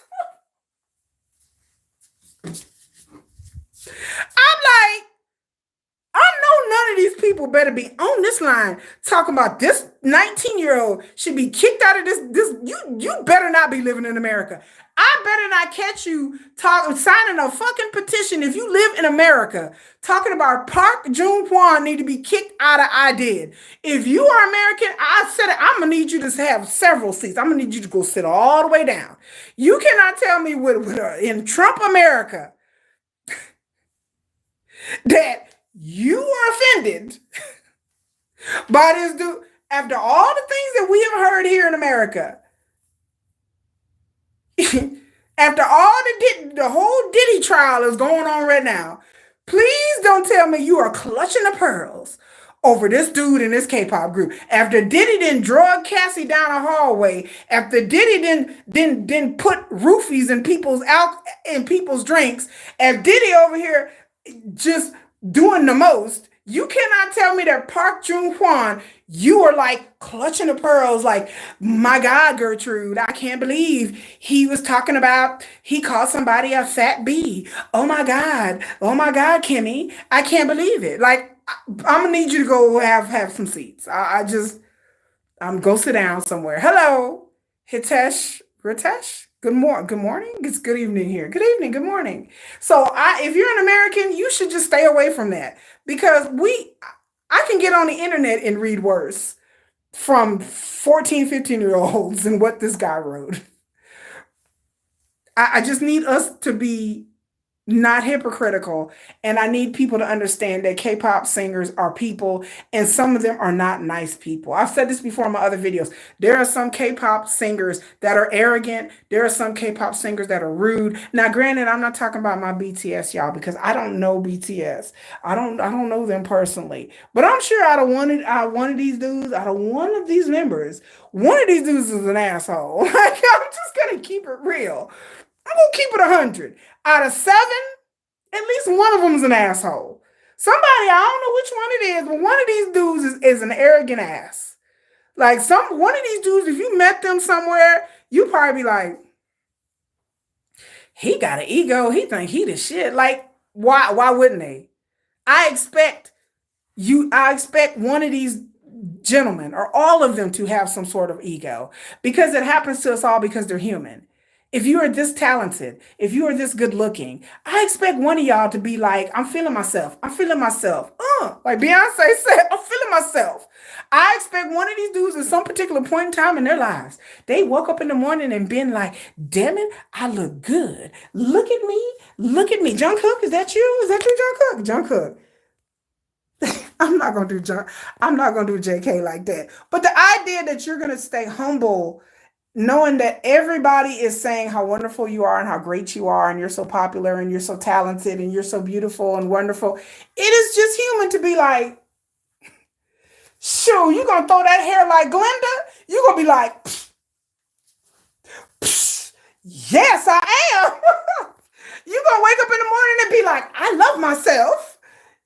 We wrote a song about it. Like you know, everybody has their moments and times where they have their bouts of self-esteem. But when you're in the music industry and people are catering to your every whim, it is really hard to stay humble. You really have to be grounded. You have to have good people around you, good family members, good friends to really ground you in reality. Because the entertainment industry, whether you're talking about America and Korea, is full of people that have been at the highest highs and fell down to the lowest lows because of their own ego and their own hubris. So K-pop is no like anything else.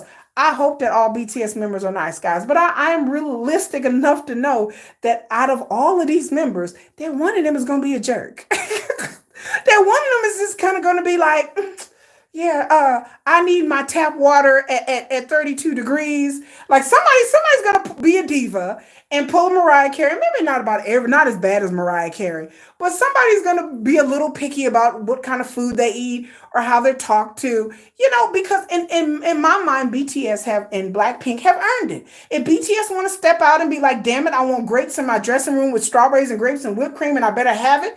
I'm not gonna be like, man, that's horrible. I'm gonna be like, well, you know, they did work hard, and Lisa really do want them grapes and that whipped cream. Y'all better give it to her. You know, she gonna throw a temper tantrum. She gonna get mad at y'all if she don't get her shit. You know, I'm gonna let Lisa throw her temper tantrum because she didn't get her strawberries and her grapes and her whipped cream. I'm gonna let you have that, sis, because she may be having a bad day. She may be irritated. It may be her time of the month. I don't know what's going on with Lisa and anyone, especially female pop singers. You don't know what's going on with them. They may not have had nothing to eat. They may be cranky. So I can't expect these people to be angels because they're human. And I understand as a human being working in the entertainment industry, it's shallow. It's toxic. It is what it is. And for anybody to sit up here and be like, well, you know, they don't do all that. Yeah. They just hide it well. They have good PR people to hide it well. For somebody who knows people who actually work in the industry in Korea, not at Hive, not with BTS, but I know people who work in the industry in Korea, they deal with people all the time with all kinds of personalities and quirks and you just have to deal with it. You just like, all right, there's certain people in the industry that have a reputation of being kind of curt and short. Like, again, I haven't heard anything bad about BTS in that way, but I've heard things about other singers. I ain't gonna say no names. I won't even say no names, but I've heard that certain people in the industry are not nice. Really famous ones, maybe legendary ones that are not particularly nice people. Like, you know, they've been in the industry. This particular person I know has been in the industry a long time, and he has a reputation of being very, like, kind of rude. Like, you know, and kind of like, I don't know. But then, anyway, I won't go there. But this person has had a really rough time in the industry. But, you know, they're a legend, and people kind of defer to this person, but this person's not really a nice person. Like in that way, you know, that he's kind of rude. You know, he's kind of like, and then he may not just be rude, he may just be shy. You know, he may just be like, okay, just get straight to the point. And he may get irritated a lot about certain things. But they're a legend, and they're a K-pop legend. So people just kind of like, we'll go with it. Diddy's on another level. You know, Sugar, I love Sugar. Sugar, what have I heard about Sugar? I'm gonna leave Sugar alone. Sugar's had enough of his issues with the scooter thing. I'm gonna leave Sugar alone. I have not heard anything about Sugar in that way. Like, I have not heard anything but I mean, there are other things, but private things that I won't say. There are things I've heard about Sugar that I've kind of hinted at in other videos, and I've kind of like made jokes about, but in other things that were private. Nothing bad, but just private, privately, private things that I've joked about extensively. And then yeah, I've had y'all cutting up on here because I've joked about it, but it's just things that I've kind of heard, you know. But like I said, these are private things, and I try not to out people. And I don't mean out like whether they gay or straight, but I'm just saying I try not to like talk about people's private personal business and things that I've heard, or people have talked and said things about like, you know, this person may get a lot of women, or this person, you know, broke a lot of hearts, and you know, this stuff like that. I like I said, I've made jokes about it, and y'all, and I've had everybody cracking up on a few live streams, but I'm just like, Sugar just seemed like the type of dude that you be desperately wanting to fall in love with you, and he's just like, he just be like, I like you for now, but then you know, in a couple of months, Sugar be like, on to the next one. Like I made jokes like that, which is like I said, just a joke.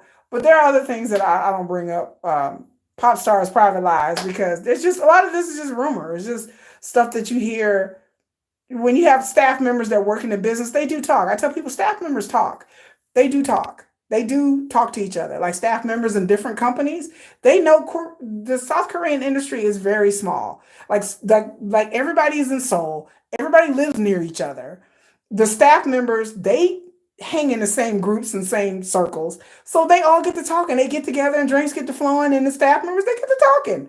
This staff member from SM will talk to these staff members by Hob, and they kind of like sometimes, you know, they get to talking. They just like, ooh, you know, I'm working on this, you know, project right now, or this tour, or I know somebody that works on this tour, and I heard da da da da. Da. That's just natural. It's just human for people to get together and gossip about their employers or the groups that they're working for. You know, it's just natural, you know, and it's nothing malicious or nothing like criminal or bad, but it's just human beings, you know, gonna get together and you just start gossiping. You're like, oh, girl, I'm working with this group, and this one dude, girl, he just talked to everybody, flirt with everybody. You know, I've heard stuff like that. You know, certain members of certain groups are very flirtatious.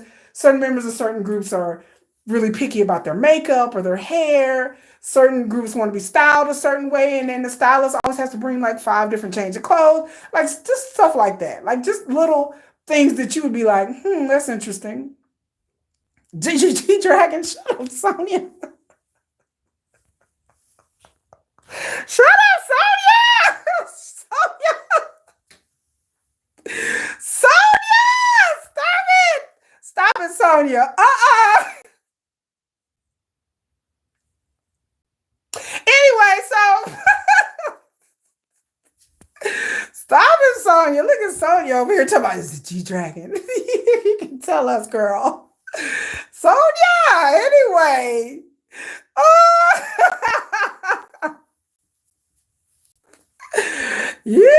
I will neither confirm nor deny who I'm talking about. But that made me giggle. I'm like, you talking about if you know, you know, right? If you know, you know. Somebody right now is watching this video. Somebody go watch this video and be like, girl, they already knew. They like, oh, girl, I know. If you know, you know. Like, I will neither confirm nor deny. I love you, G Dragon. I love you. I love G Dragon, though. I love him. I absolutely positive. I love his talent. I love his style. I love G Dragon. Did y'all know there's a rumor that G Dragon? Anyway, I won't go there. That G Dragon dated Jenny. Like I didn't know that there was a rumor that G Dragon dated Jenny at one time. Jenny, girl. Jenny. What can I say about Jenny? I won't say much about Jenny. Girl, I love you, Jenny. Love you, Jenny. Love Blackpink forever. Jenny. Yeah, there's a rumor going around that Jenny dated G Dragon. Like again, I don't know if that's correct or accurate or true.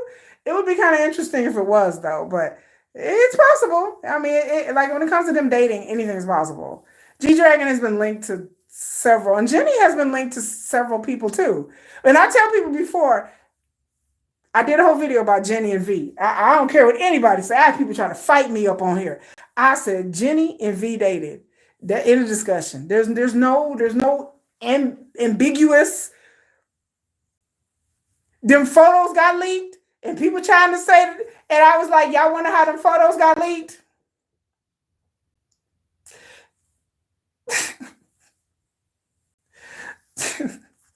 Y'all y'all like, oh, the photos got leaked. Somebody leaked the photos of Jenny and V together. Like there's several photos that quote unquote got leaked.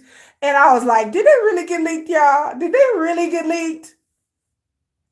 Like, come on now. I said, y'all do understand that like K-pop singers leak photos and leak stories just to soften the public up or to see how the public is going to react to certain couples together. So sometimes, yes, Dispatch will catch them like on a secret date or people out together secretly because Dispatch be running up on fools like they the popo. Dispatch be hiding in the bushes. They be peeking around the corner. Dispatch be like, where they at? Where they? Dispatch will be everywhere and anywhere. Dispatch be out deputizing people. Dispatch will pay people to provide them with pictures of K-pop singers on dates. So Dispatch, people think Dispatch have people hiding in the bushes. No, Dispatch pays people for their pictures. Like if the picture looks credible and they find out, Dispatch will pay you for your picture. If you like, girl, I saw this such and such out here, Dispatch will pay you for your photo. So sometimes it's just regular people taking pictures. They may be out in a restaurant and notice some people together. But I tell people part of the business is PR. And a lot of times when somebody's dating somebody for a while and they want to go public, they quote unquote photos will get leaked or a story will get leaked ahead of time. But it's really just them softening up the public to see how the public is going to take these two people together. So sometimes that does that. Sometimes these leaks aren't real leaks. Sometimes when photos, because you're like, where did they get these photos from? It's because the artists themselves have leaked these photos just to see how the public's going to react with them dating. And I've said it before, my theory is that the V and the Jenny photos are real and that they leaked them themselves and that they went to whatever companies and they said, look, we're dating, we want to be together. And for them to leak their photos, to me, that means, allegedly, in my mind, allegedly, I say allegedly, if these photos were really looked, that means that they were really serious, that they had been with each other for a while and they were really in love and they were really serious and thinking about taking it to the next level and something happened. And I don't know what happened. I don't know who to blame in the V, Jenny, and Brolio. That's their personal life. But the fact that these photos leaked, I don't believe somebody stole these photos out of somebody's phone and just leaked these. I don't care what anybody up here fucking saying. I don't believe it. I believe that these photos were leaked by them to see how the public was going to react. And I think that their relationship, that they were very much in love and they wanted to be together and they were going to make their relationship public, but then something happened and they broke up. And why they broke up, I don't know who to blame. I don't know. I'm not going to say anything, but they broke up. But I really think that this was not just some random person, because the photos that leaked were very intimate photos. Like it was photos like couples, like photos of them together, photos on them on vacation, the photos that that like, okay, they had to be together for a minute. That this wasn't no like, oh, we just hooked up one time or we've been on each other. No, I think V and Jenny were together for quite a while. And then people are like, well, it's their personal business. No, but they leaked the photos. I take that one to my grave. Like, I don't care what anybody say. Well, no, they leaked these photos because they wanted to come. That was their way of preliminary coming out, but something happened. So, and they're not together. So, but I find it beautiful that V and Jenny were together. I think they would have made some pretty babies. I think they would have made gorgeous babies. And I was so sad when I learned that they weren't together. I was like, wait a minute, they should be, because they was a beautiful couple. I think I like Jenny and I like V, and the fan people flipped out and went all crazy. And I'm like, what is it flip out? I want Jenny and I want V to be happy. I want them to be happy. I want all of my BTS boys, all of my boys, I want them to be happy. I want them to find wives and husbands and kids and do whatever it is that they want to do with their life. They want to be bachelors for the rest of their life. That's fine. They want to have kids. I want them, It's not fake information. No, it's not fake. There is nothing fake. There's nothing fake about those photos. There's nothing that's ever, the only people that has ever said those photos was fake was armies that don't want K-pop singers to be with people. That's the only people. There's no proof. I went online and scoured. There's no proof that the Jenny and V photos are fake. They're the only people who I've ever read that is people on Twitter and Reddit saying that. And the people who don't want them to be together. That's it. Jenny has dated other people and V has dated other people. BTS members have dated other people. The same thing with the Jungkook video. The Jungkook video is real.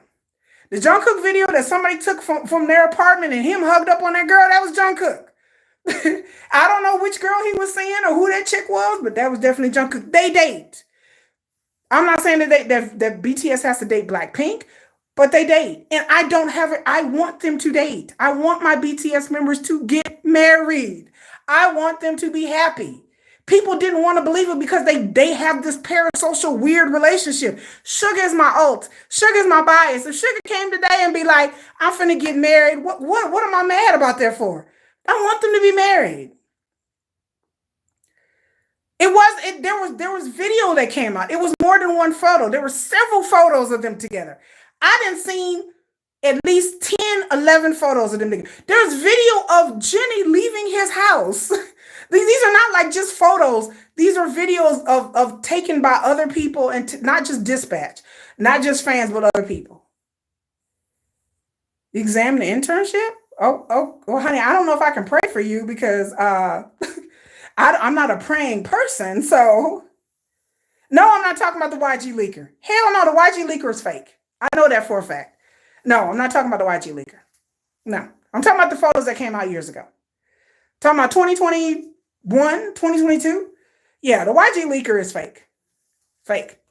The YG leaker did not work for YG. He would have got sued if he worked for YG. I know that for a fact coming from somebody who I know that works at YG. The YG leaker was fake. Fake.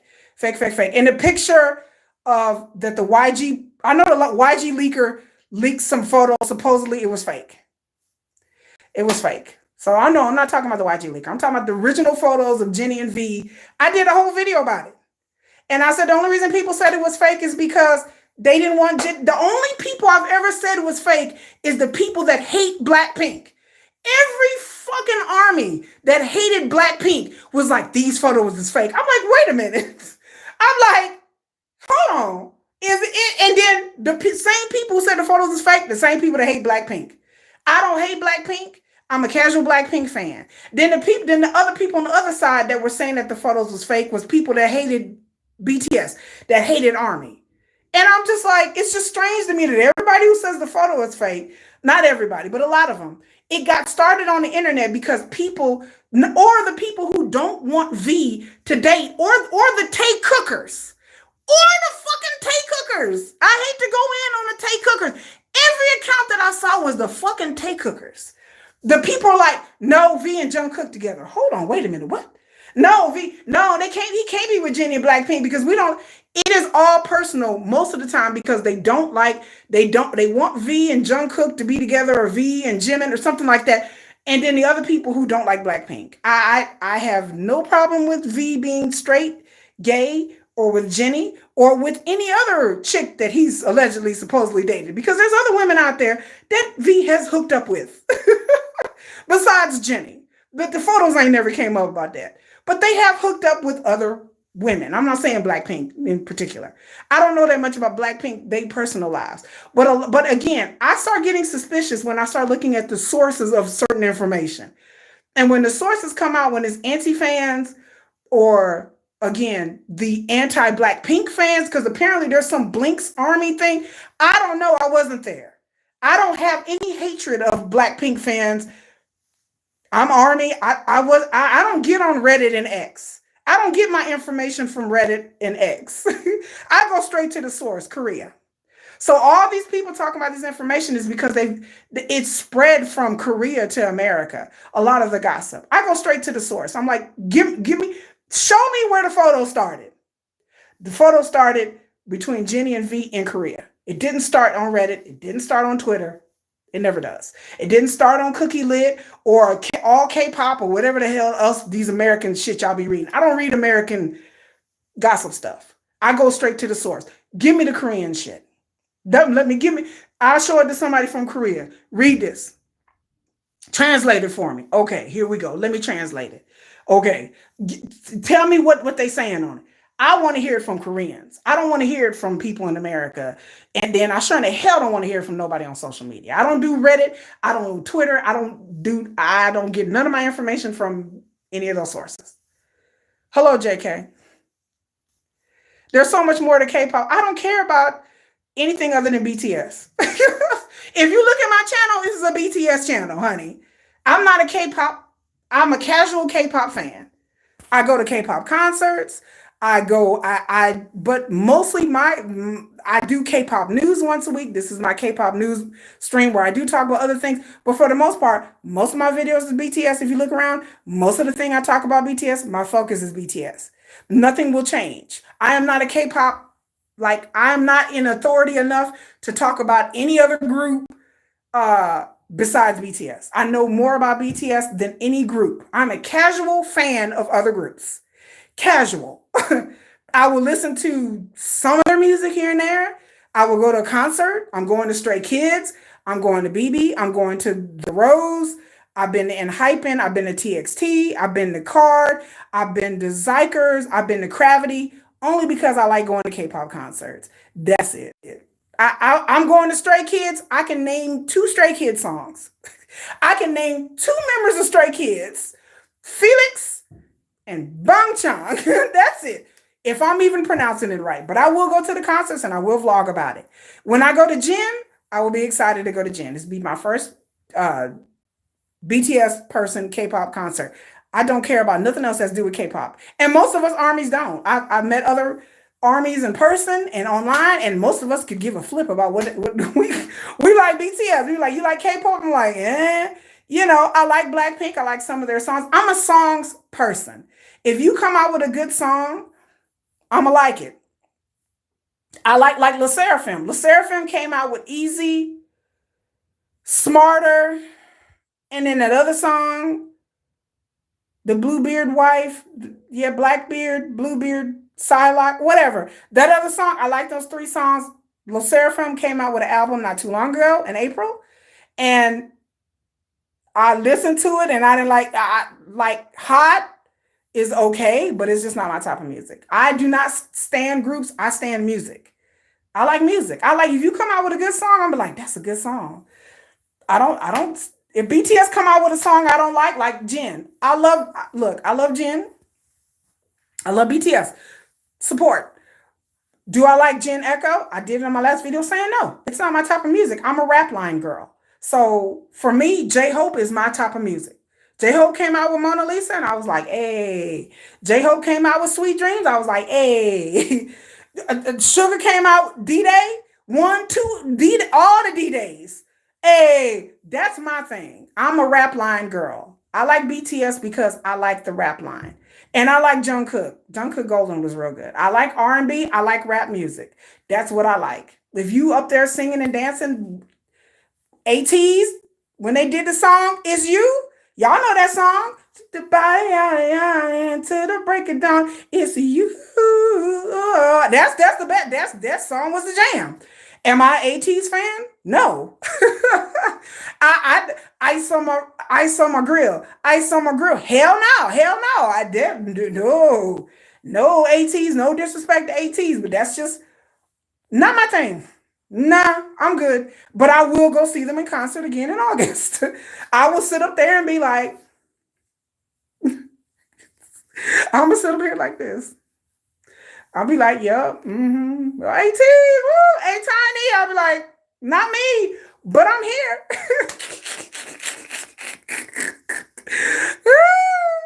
Your opinion of Kim Se-young. I did live streams about Kim Se-young, that I thought Kim Se-young again was a witch hunt. I am the anti-witch hunt. Hello, Maria. I am the anti-witch hunt person. I don't trust none of you mofos online, on Reddit, on Twitter to tell me anything about any K-pop person or Korean celebrity. Unless somebody does something criminal, I don't care. Like I said, how you know it gets into insanity is when people start going off on tangents. Well, Kim Se-young cheated on Kim Sarah. Again, here's my thoughts on someone cheating on somebody. This is my attitude. Okay, people cheat on people all the, I'm supposed to not, I'm not a fan of Kim Se-young, but it's a witch hunt. Like, if he did something illegal, take the evidence and take it to the police and get this man arrested.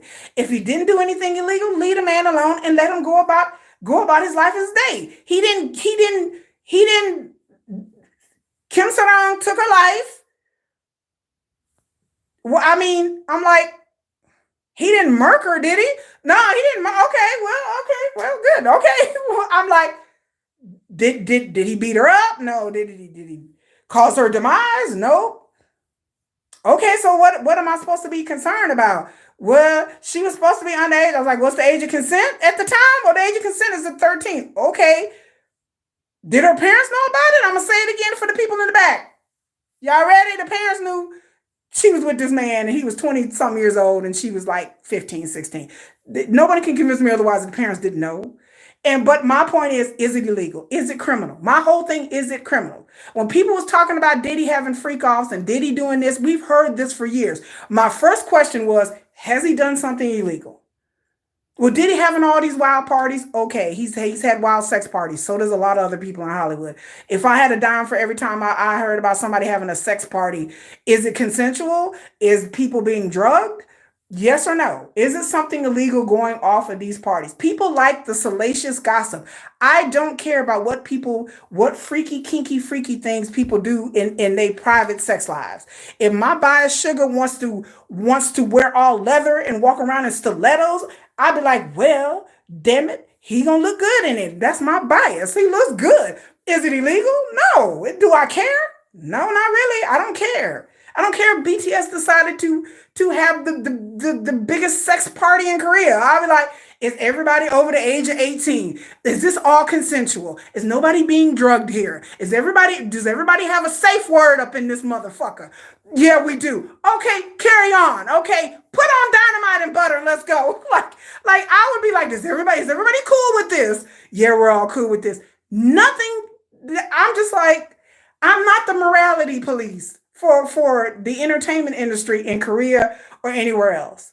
I don't care if people have open marriages. People be like, oh my God, Jada and Will have an open marriage. So fucking what? There's a lot of people in Hollywood that got open marriages. There are regular people that have open marriages. My next door neighbors that got their swingers. Like, what do you want me to do about that? There are regular people that have open marriages. There are people in Korea that have open relationships and open marriages and polyamorous. There are people all over the entertainment industry in all kinds of triads and thruples and that ain't none of my business what they doing. I'm like, are we all consenting adults here? Yeah. Okay. Well, all right. Well, carry on with your thruple. Like, hey, y'all have fun. Like, let me know how that go for you. Bye. I mean, there's plenty of that in Hollywood and in Korea and anywhere in regular life. People get all like the moral police in K-pop because I don't understand it. I like, that's one part about it that I don't understand. In the industry with K-pop fans, I don't understand the purity tests. And this person, they're a K-pop singer, so they have to be. And then think about Kim Soo Young, like I've said before, people like, I can't believe it. He's a guy playing a character in Korean dramas. He's not that person. Kim Soo Young is a good looking guy. Do I think he's slaying every bitch in Korea? Probably. There's rumors that two K-pop singers was fighting over him in the same group. I forgot which group it was, but apparently they were fighting over him. I may fight over him too if I was in that position. Like, they were like, well, he was dating two at the same time. Once again, I'm like, okay, so what we having for dinner? Like, people are like, oh my God, well, he had these women fighting over him.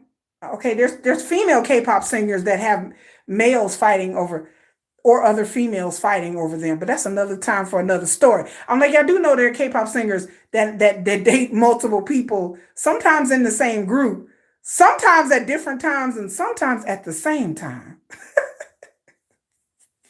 I'm not saying any names, or which group, but I can tell you that there is a rumor in Korea that somebody is dating two men in the same group at the same time, and they don't know about each other. We'll see how long that lasts. But it has happened. It's not the first time this has ever happened. There's not. You get on the internet, you can read all kinds of rumors about K-pop singers that have dated multiple other idols or actors or actresses at the same time. This happens. It's called being grown. It's called being adult. It's called being famous. It's called being rich. It's called I am busy. I have things to do, and I don't have time for a relationship. I was like, BTS is about to do a comeback. They about to be doing promotions and tours and recording albums and flying everywhere. Do you think our boys have time to be in a relationship? They don't. A lot of these K-pop singers don't have time to be in quote unquote we would consider a relationship, okay? But they do have time enough to do a little tete-a-tete. They do have time enough to hook up. I said before, there's an NCT story that I won't cater to, but go look it up. There's the NCT 127 story that came out last year that got hushed up real quick, real quick. It was a real juicy story, and I was reading the story, going, "Is this real?" But the person posted pictures of, and I tell people, that there are K-pop groupies. There are women and men who hang around in these entertainment circles, and they go to the parties and they hang out. Y'all have heard about a lot of them. Some of these women have blackmailed people. Y'all hear about that soccer player in Korea that this chick was saying that she was pregnant by him, but she wasn't really pregnant. And this chick supposedly, she's an entertainment groupie. There's plenty of those, y'all. There are plenty of entertainment groupies out there. They run around in these circles. South Korea entertainment industry is a very small industry. Everybody knows everybody else. Everybody knows somebody that knows somebody that knows somebody. It's a lot of nepotism. It's a lot of this person getting a job and they related to this person over here. Like, people be surprised that certain executives have nieces and nephews and cousins and stuff that are K-pop singers or that are actors. Oh, well, this person's an executive. There's an executive that Hyde recently hired that her nephew is in a SM group. He's an SM trainee. And people are like, well, and then she also used to work for SM a long time ago. And then she also is best friends with somebody else that works in YG. Like, people are like, and even High Boy said it. High Boy said it on his channel. I'm like, thank you. That the Korean industry, the Korean entertainment industry is a very small, tight-knit industry. People know each other all the time. People know each other. So don't ever think that, like, this group don't know that group. They've ran into them somewhere. There's album release parties. There's executive parties. There's like things that go on within the company that they have gatherings and get-togethers. These groups and these people, they go to each other's concerts. They go to each other's homes. Like, don't ever get it twisted that the people in the Korean entertainment industry don't know each other, because they do. So don't ever think that, like, surely people get shocked that they see Hobie doing dances with members of girl groups that are in JYP. I'm like, y'all do know that Bang PD and JYP is they friends. They real cool. They real close. Like, he ain't never had no beef with JYP, because him and Bang PD and JYP are close. Like, they friends. They started out together as business partners. So he's never really had any, issues with them. Hello, hi. Hello, hi, hey. So I said they're close. Now, SM Entertainment? No. No. SM is a whole nother. I had to do a whole video. Have y'all seen that Netflix documentary? I'm going to do a whole video recapping that. There's a Netflix documentary about by Isuman, the guy who started SM Entertainment. Like I said, my love of K-pop is the business end of K-pop, the business end of the music industry. I have family members who have been in the music industry in and out of the music industry for a long time in America. And then that carries on to the same things that happened in America. The things that K-pop do, they got from America. They came over here. Isuman came over here and learned everything that he learned from America. The studio system, you don't date. Where do y'all think that comes from? This is from America. Koreans didn't make this shit up. I tell you all the time, Koreans didn't make none of this. The fact that you can't date, that happened in Hollywood. That happened in the entertainment industry back in the 20s and the 30s and the 40s. They couldn't tell people that these stars were married if they were young and they were heartthrobs. They couldn't tell people that they were married, or they would, there was musicians that been married for decades and years, and they couldn't tell anybody that they had kids and they were married, and people would date on the secret. I'm like, Korea did not make that up. Koreans did, the K industry did not make that up. They got that from here in America. Contracts saying that people can't date. Contracts saying about morality clauses. Where do y'all think that got from? This is the American movie and the music industry in the 20s and the 30s when they had morality clauses. This is the history of the industry. And because people who are K-pop fans, a lot of them are young, they have no idea that this is nothing new. They have no idea that like these things that the Korean moguls picked up is from America. They just took this system and they tweaked it in the trainee system. Again, the trainee system is something that they had in Hollywood in the 1920s and the 30s. They had the same thing for Shirley Temple and Judy Garland. All of this shit ain't new. There's nothing new under the sun in the Korean entertainment industry that hadn't been done in America previously. Korea just they just put a spin on it. They just clamped it down. And one day, hopefully, they will understand that like this is not the way to go. Just like in the American movie industry and industry here, we realize that we can make more money by having stars that date. You understand that you have more star power when you have BTS dating a member, like I said, a member of Red Velvet. I'm not saying they are, but I'm just saying that you can make more money when the stars are dating. That you can maximize your PR potential when the stars come together and they date other stars. Korea has not gotten that into their heads yet because they stoked this parasocial relationship. Korea is stuck on that. They want people to feel like they can be with these people. I don't feel like I can be with Sugar. As much as I adore this gorgeous man, and he is gorgeous and talented, I do not feel jealous or in my feelings because he goes out and finds a wife or a husband, or hell, both. I don't feel that way. But K-pop stokes these parasocial relationships. So now idols have to be sexless. Of course they can't date. Of course they can't hook up. Because that would mean that they would be like real men. and y'all, and for some reason, y'all don't like real men. Y'all don't want to know that these are real men who have the same desires as real men and the same likes and dislikes as real people and real men. But y'all don't want to hear that. I did a whole video about why idols can't date and why that it's the fans that is killing the idols' personal lives and not allowing our idols to be happy. I want my idols to be happy. I'm not delusional to think that my idol is going to be with me. He's not. There's not a chance in hell that I'm going to be with a BTS or any K-pop singer. It's not going to happen. It's not going to happen for me. It's not going to happen for you. But the K-pop industry stokes these feelings. A parasocial relationship that's unhealthy. It's unethical. I consider it damn near immoral. It is immoral for somebody to get kicked out of a group because they have a girlfriend. It is immoral and cruel to me that people make up all kinds of fanciful things because they don't want V and Jenny to be together. Because deep down inside, they want to be with them. Hello, what's the topic?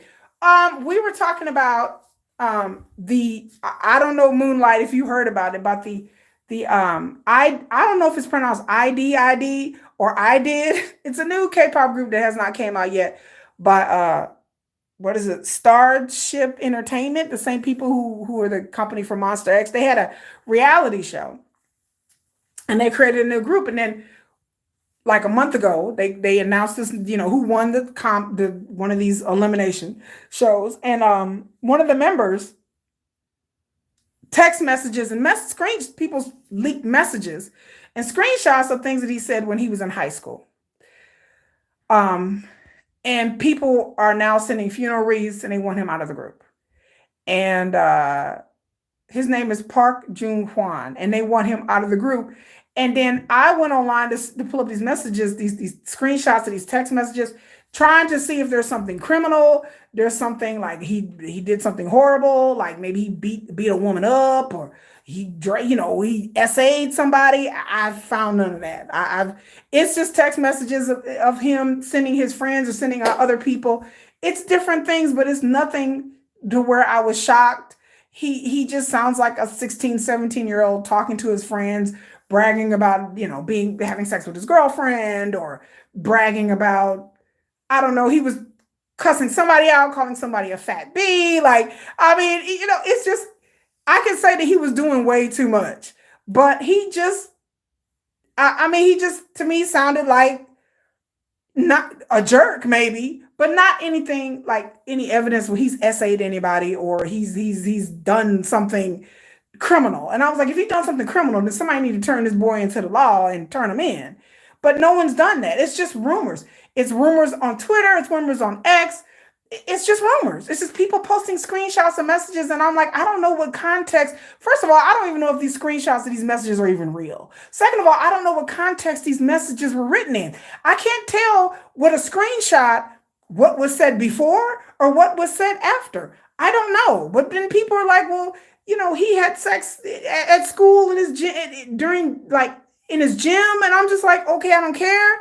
And then people saying that he dated a lot of girls and that he, was slaying everybody left and right, that he was slanging it around. And I'm just like, I, once again, don't care.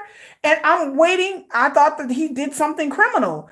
And it just turns out that he's just probably a jerk. He's a jerk. Like, and I'm just like, so people want him out of the group because these text messages came out and they're like, oh, he's a misogynist. And I'm like, isn't half the men in Korea fucking misogynists? I'm like, isn't that every guy in Korea though? Like, or half of them? Half of them? And then I said it was kind of hypocritical because I'm like, K-netizens, they know they brothers and uncles and people talk like this. It's nothing new. Like, I'm like, y'all brothers don't talk. I'm just like, I believe the fandom do not want, or they don't want him a part of the group.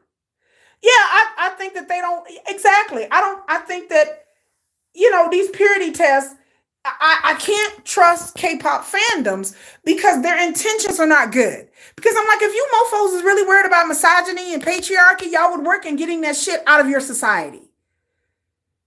But y'all mad at this dude because of the text messages he wrote talking about women and talking about he eating and going down, but y'all want him out the group. And I'm just like, well, he's a misogynist. And I'm just like, but half of the men in Korea are. And they all talk like this. And I'm like, and then I can't take the dude's text messages seriously anyway, because he's like 17 and he's bragging about what women he's had sex with and what he's done. And I'm like, okay, but he's 17. Of course, he's bragging to his little friends about what woman or what girl or whatever, some girl in math class that supposedly, that he did. I don't know if I can believe this. He's 17. Who's going to believe a 17-year-old talking to another 17-year-old dude and he's talking about some fine-ass chick in math class that he had sex with? I don't believe you, because guys talk about stuff like that all the time. And they don't necessarily mean that they did it. They could be lying. Guys lie all the time. They brag about, yeah, I hit that, brother. I hit that. And I'll be like, you ain't hit nothing. Hello, Wartech Garner. Yeah, it's like this dude apparently is he has issues.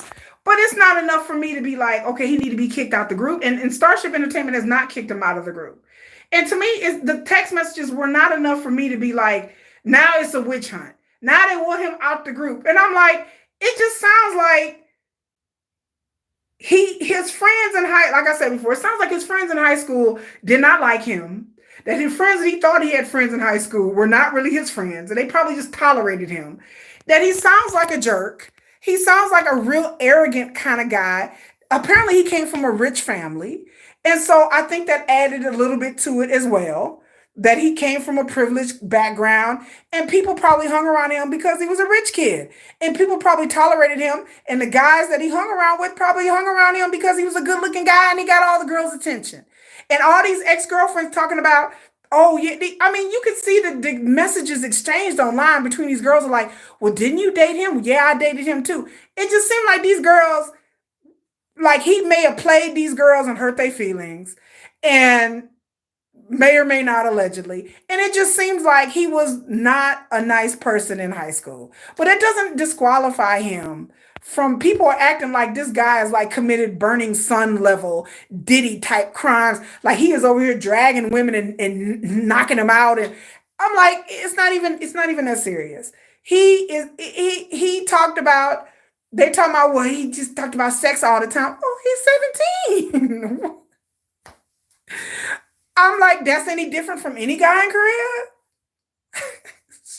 Just because he could get it, because he was a good looking guy and he was real, he came from a good family. So I'm sure the women were lining up to really kind of be with this guy. He didn't drug anybody or force anybody to be with him at all. These girls his age, they weren't underage, it was his age in his classes.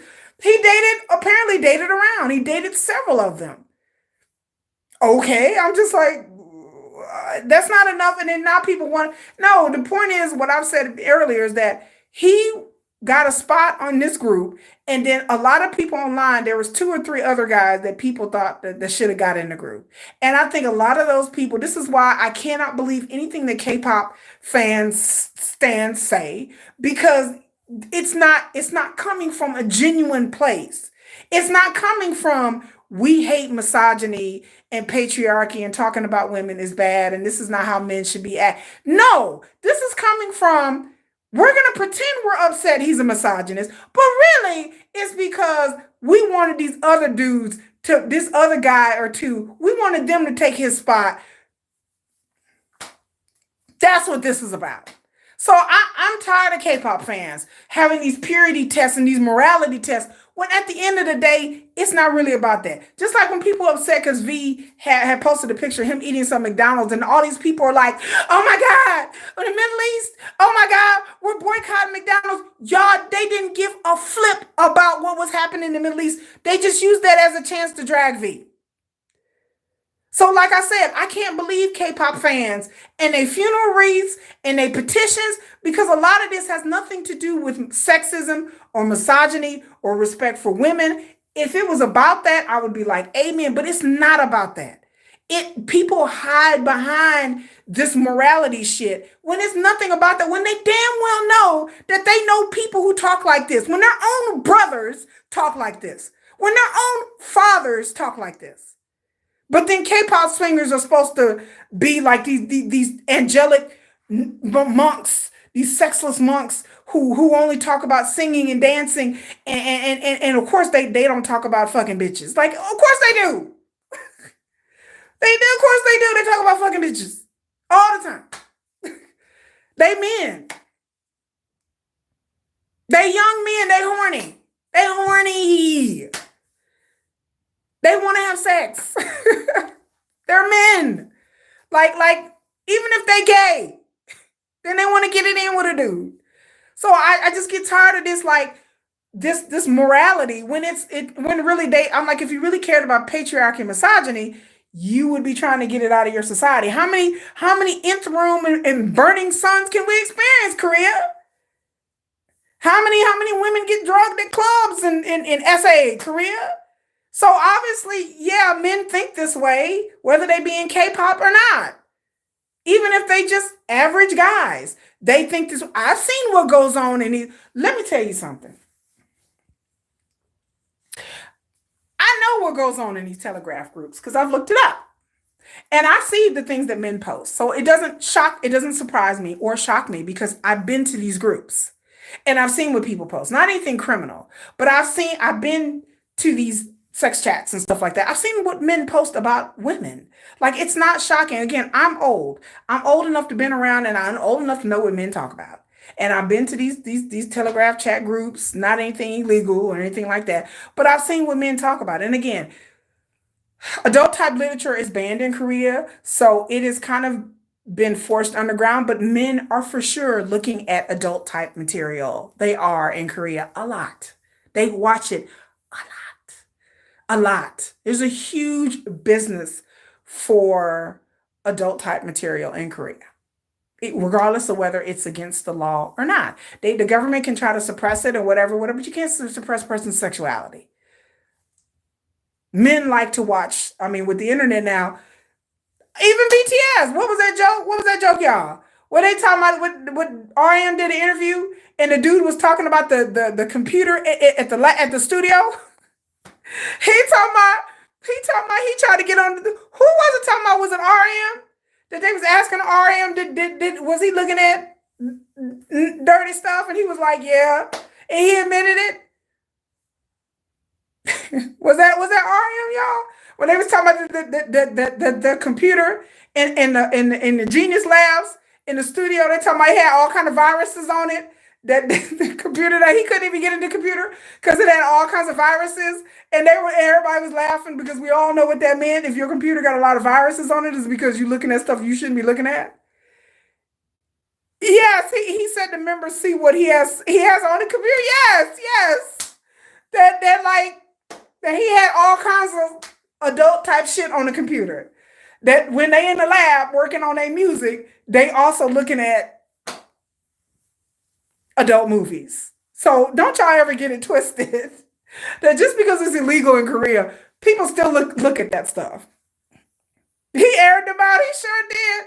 I saw that video. I was dying. I said, "What are you talking about? Talking about? Yeah, you go on the computer, all kinds of viruses will pop up because they've been looking at stuff. Because anytime you're looking at adult material, it also brings with a lot of viruses. So it gets you to click on stuff and it'll download a virus. So you got to have a good VPN or virus protector on your computer because when you click on adult content, a lot of it will say click here to look at this video, and it's really just be malware. So you got to be look. Don't ask me how I know. I just know. If you know, you know. But I'm just saying that that's what happened. So I remember RM saying it, and I remember me on the floor laughing and giggling because I automatically knew when he said there's a lot of viruses on the computer. I'm like, I knew what that meant. I was like, oh, so this is what you guys are doing in the lab. Besides making beats, y'all are doing something else. So that humanized RM a lot in my mind, and BTS members that of course, if you go back and listen to their older music, you could hear them. You could listen to certain songs where they're making comments in those really really early days about them being lonely and not having a girlfriend, and you could just imagine as them being young men what they're looking at um, when they're on tour late at night. It's just it's just what men do. It's just this is what I mean. It's nothing like shameful. It's just natural. So the idea that people want these K-pop singers to pass some sort of purity test, or for them not to uh, look at women and say things about women, I was like, baby, half of Korea is misogynist. Like it wouldn't be what I would consider misogyny, but it would be what a lot of people would be considered misogyny. The way that they talk about women, I've said it before earlier. I said I've had Korean men come up to me and just blatantly tell me that they thought I was sexy, that they thought I was attractive, that I had a nice chest, that I had a nice backside, and they did not say chest or backside. They said it in other terms. They said you got some nice boobs. I've had Korean men just straight up from men who live in they are very straight to the point. They come to me, that Korean men look at me like,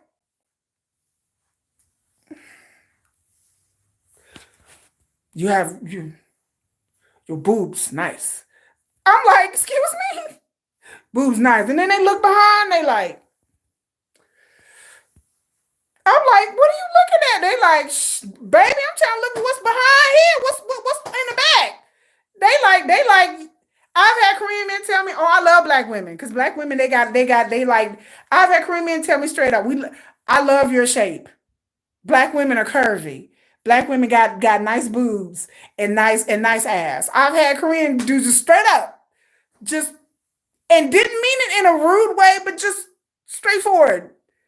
I like the way black women are built. Y'all nice. Y'all got nice shape. Y'all got, ooh, that's nice. I'm like, oh. And like I said earlier, I didn't know whether to be shocked. I didn't know whether to be offended. I didn't know whether to be intrigued.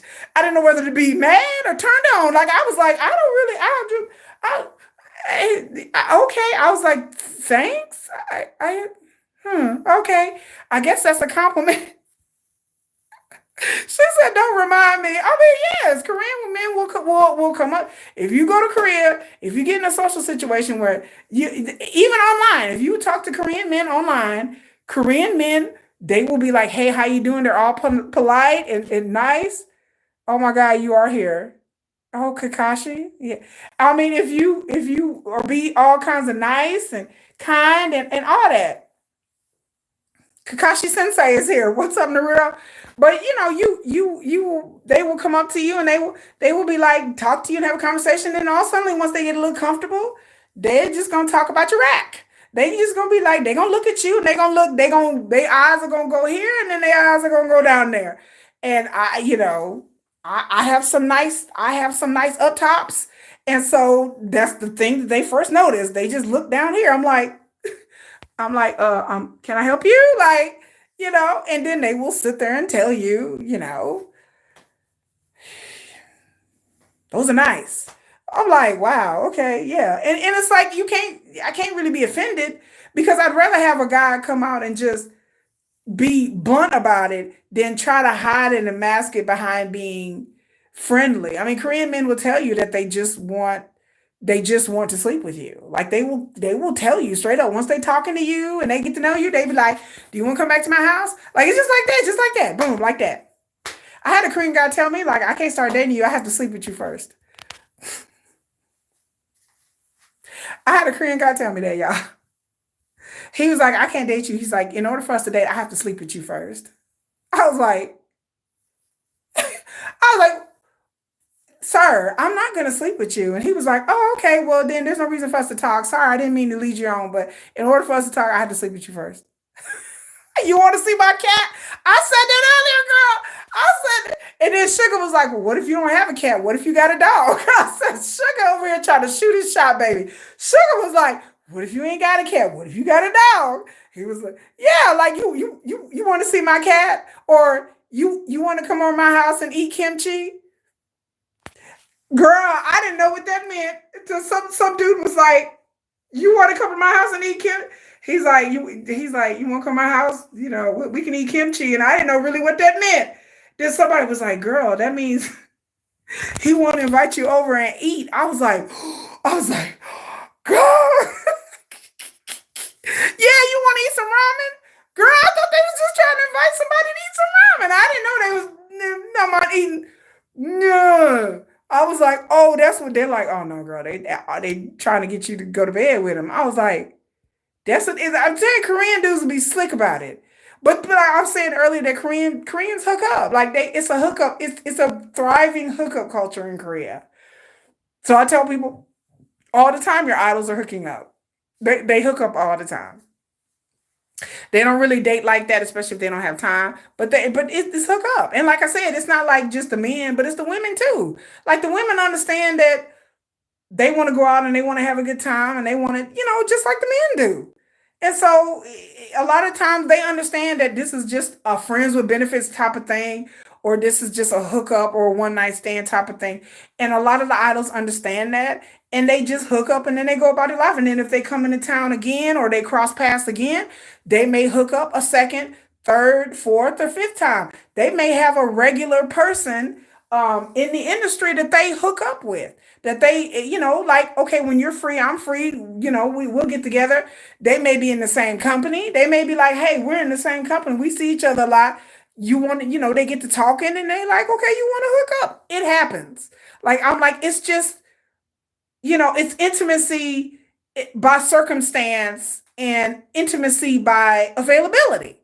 Like when you're busy and you have a lot of things going on and you're touring and you're doing a comeback and you're working out and you're rehearsing a lot, you don't really have time for a relationship to be out dating somebody. But you do have time to hook up now and then at 3 o'clock in the morning, and you show up at their house. They cook for you. They cook for you or whatever. Woo woo woo, and then they do their thing and they sneak out at like 3 o'clock, 4 o'clock in the morning. Like I just don't understand why people are so like, "Oh my God," like it happens and it happens a lot of the time. A lot of K-pop singers and K-drama actors do not get married. A lot of them stay single. A lot of them are bachelors. A lot of them are women who are unmarried. but just because somebody doesn't live with somebody or not married with somebody doesn't mean that they're not getting it in. Just because somebody is not married or they don't have any children, it doesn't mean they're not dating. It doesn't mean they're not seeing people because they are. They are seeing people. So don't ever think that these are like sexless people and they're just married to their music and they're just married and singing and dancing and that's all they do and that's all their whole life is just singing and dancing and the fans and they love, yeah, they love their fans, but they love other things. Some of them a lot more than others.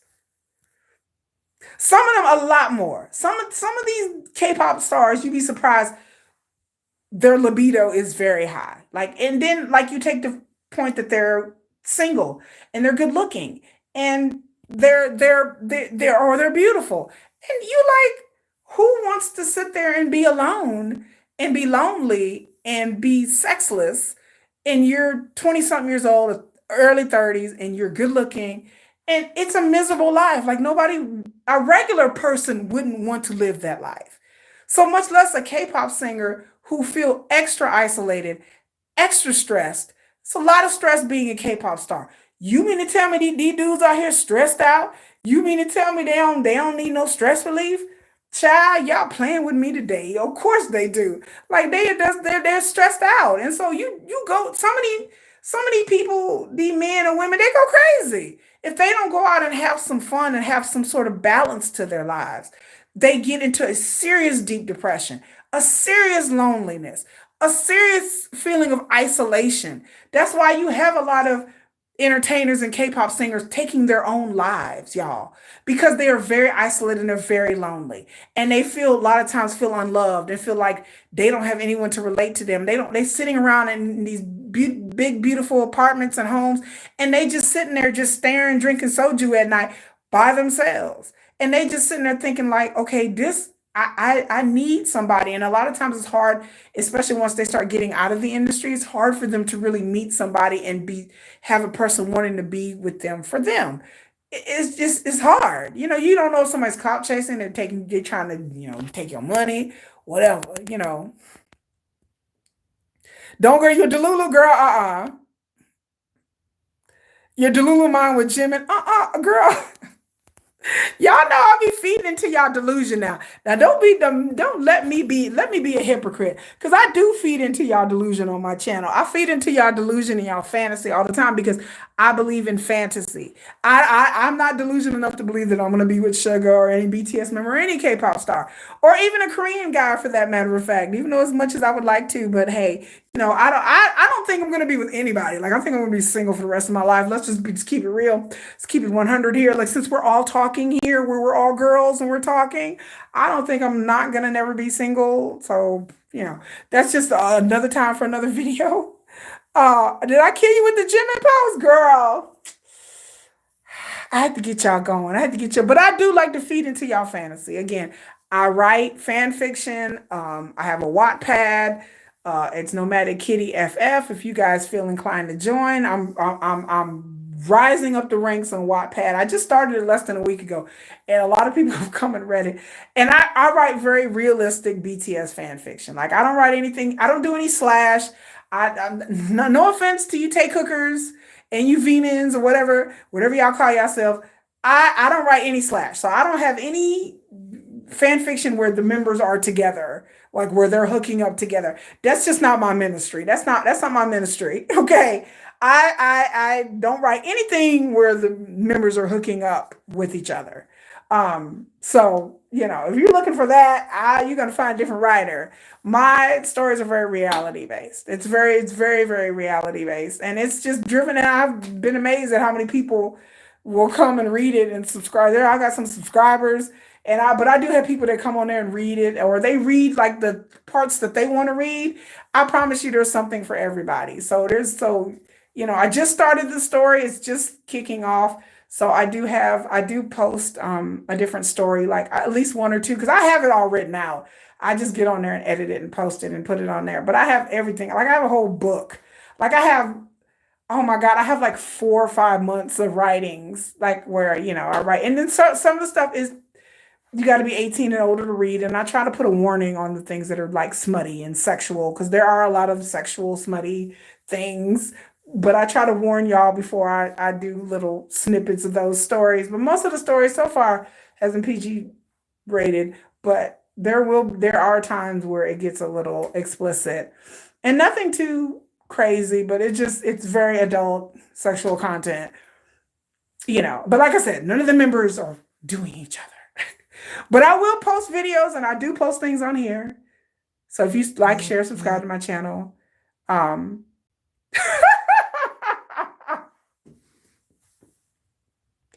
Jennifer said I look tired and no more smutty stuff. I have to give the people what they want, Jennifer, and they want smut. So I have to give my smut puppets the smut because some of them are like, "Where's the smut at?" And I'm just like, "Oh, okay, this is what y'all came for. We came here for the smut." I'm like, "Okay, well, let me get on that." Somebody over in my neighborhood is shooting off fireworks right now. I don't know why people. I guess because it's almost, I guess Memorial Day. It's tomorrow. Well, it's a holiday here tomorrow, and I hear people shooting off fireworks. But anyway, I've talked too long. Yes, I am tired. I have not eaten anything today, Jennifer. My sister-in-law, my K-pop buddy, is on here. Y'all say hi to Jennifer. But I'm tired, and I really need to go to bed, y'all. And I've talked way too long, and I am tired, and I'm hungry. I haven't eaten anything. I haven't eaten anything. Yeah, I am tired. Today's been a long day. I didn't take my kids swimming. I haven't eaten anything today. But yeah, people are shooting off guns. People are shooting off fireworks in my neighborhood. But it's been a good talking to y'all. Good night, Moonlight, Sophia, Maritza, all the other people that were on here. I appreciate y'all. Make sure you like, share, subscribe to my channel. I'm going to go get me something to eat and rest because, again, I've been up since early this morning. Moonlight says, hi, Jennifer. You read some crazy fandom ish on other groups? Me too. I've read some crazy fanfic.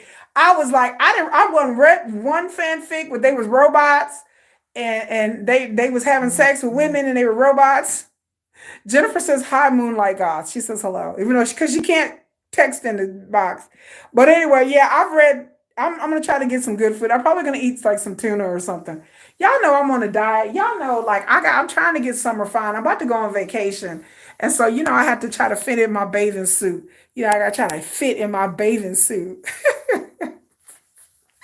I've lost a lot of weight though. Like if y'all see me, my face is like sometimes when I look at myself, I'm just like, oh my God, like I feel like I'm shrinking down to like nothing sometimes.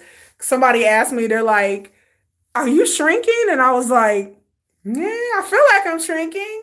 Like when I look, I was like, oh my God, like I feel like I've lost a lot of weight in a short amount of time, but you know, I'm trying not to lose it too fast. Like I'm trying to keep my vitamins, y'all. I'm trying to eat my Wheaties, but yes, I have lost some weight. I want to look good for the Stray Kids concert. I want to be like, Felix, Daddy, Daddy. Thank you, Moonlight girl. I've been working hard. I worked out today, but I'm gonna be at that Stray Kids concert, girl. I'll be like, Felix, Daddy. Jennifer talking about this gonna be you. She sent a picture of a skeleton. She text messaged me talking about this gonna be you. She talking about me sitting up there like a skeleton at the Stray Kids concert. Not the skeleton, Jennifer. No, you didn't. You didn't do me like that. She sent a picture of a skeleton, y'all. Talking about this gonna be me at the Stray Kids concert, looking like a damn skeleton up there. Girl, no. But anyway, y'all, let me go get something to eat before I end up like before I pass out in this bathroom. I'll be like, save me, BTS, save me, sugar. Look, if I'm gonna pass out, it's gonna be on my BTS curtain, y'all. I'm gonna land right on top of sugar. I'm like, save me, Yugi. Ah! I'm gonna land right on top. I mean, if I'm gonna go out, I'm gonna go out on top of my BTS merch. My BTS merch. Anyway, y'all have a good life. Bye. You need that curtain, girl. Amazon girl. Bye.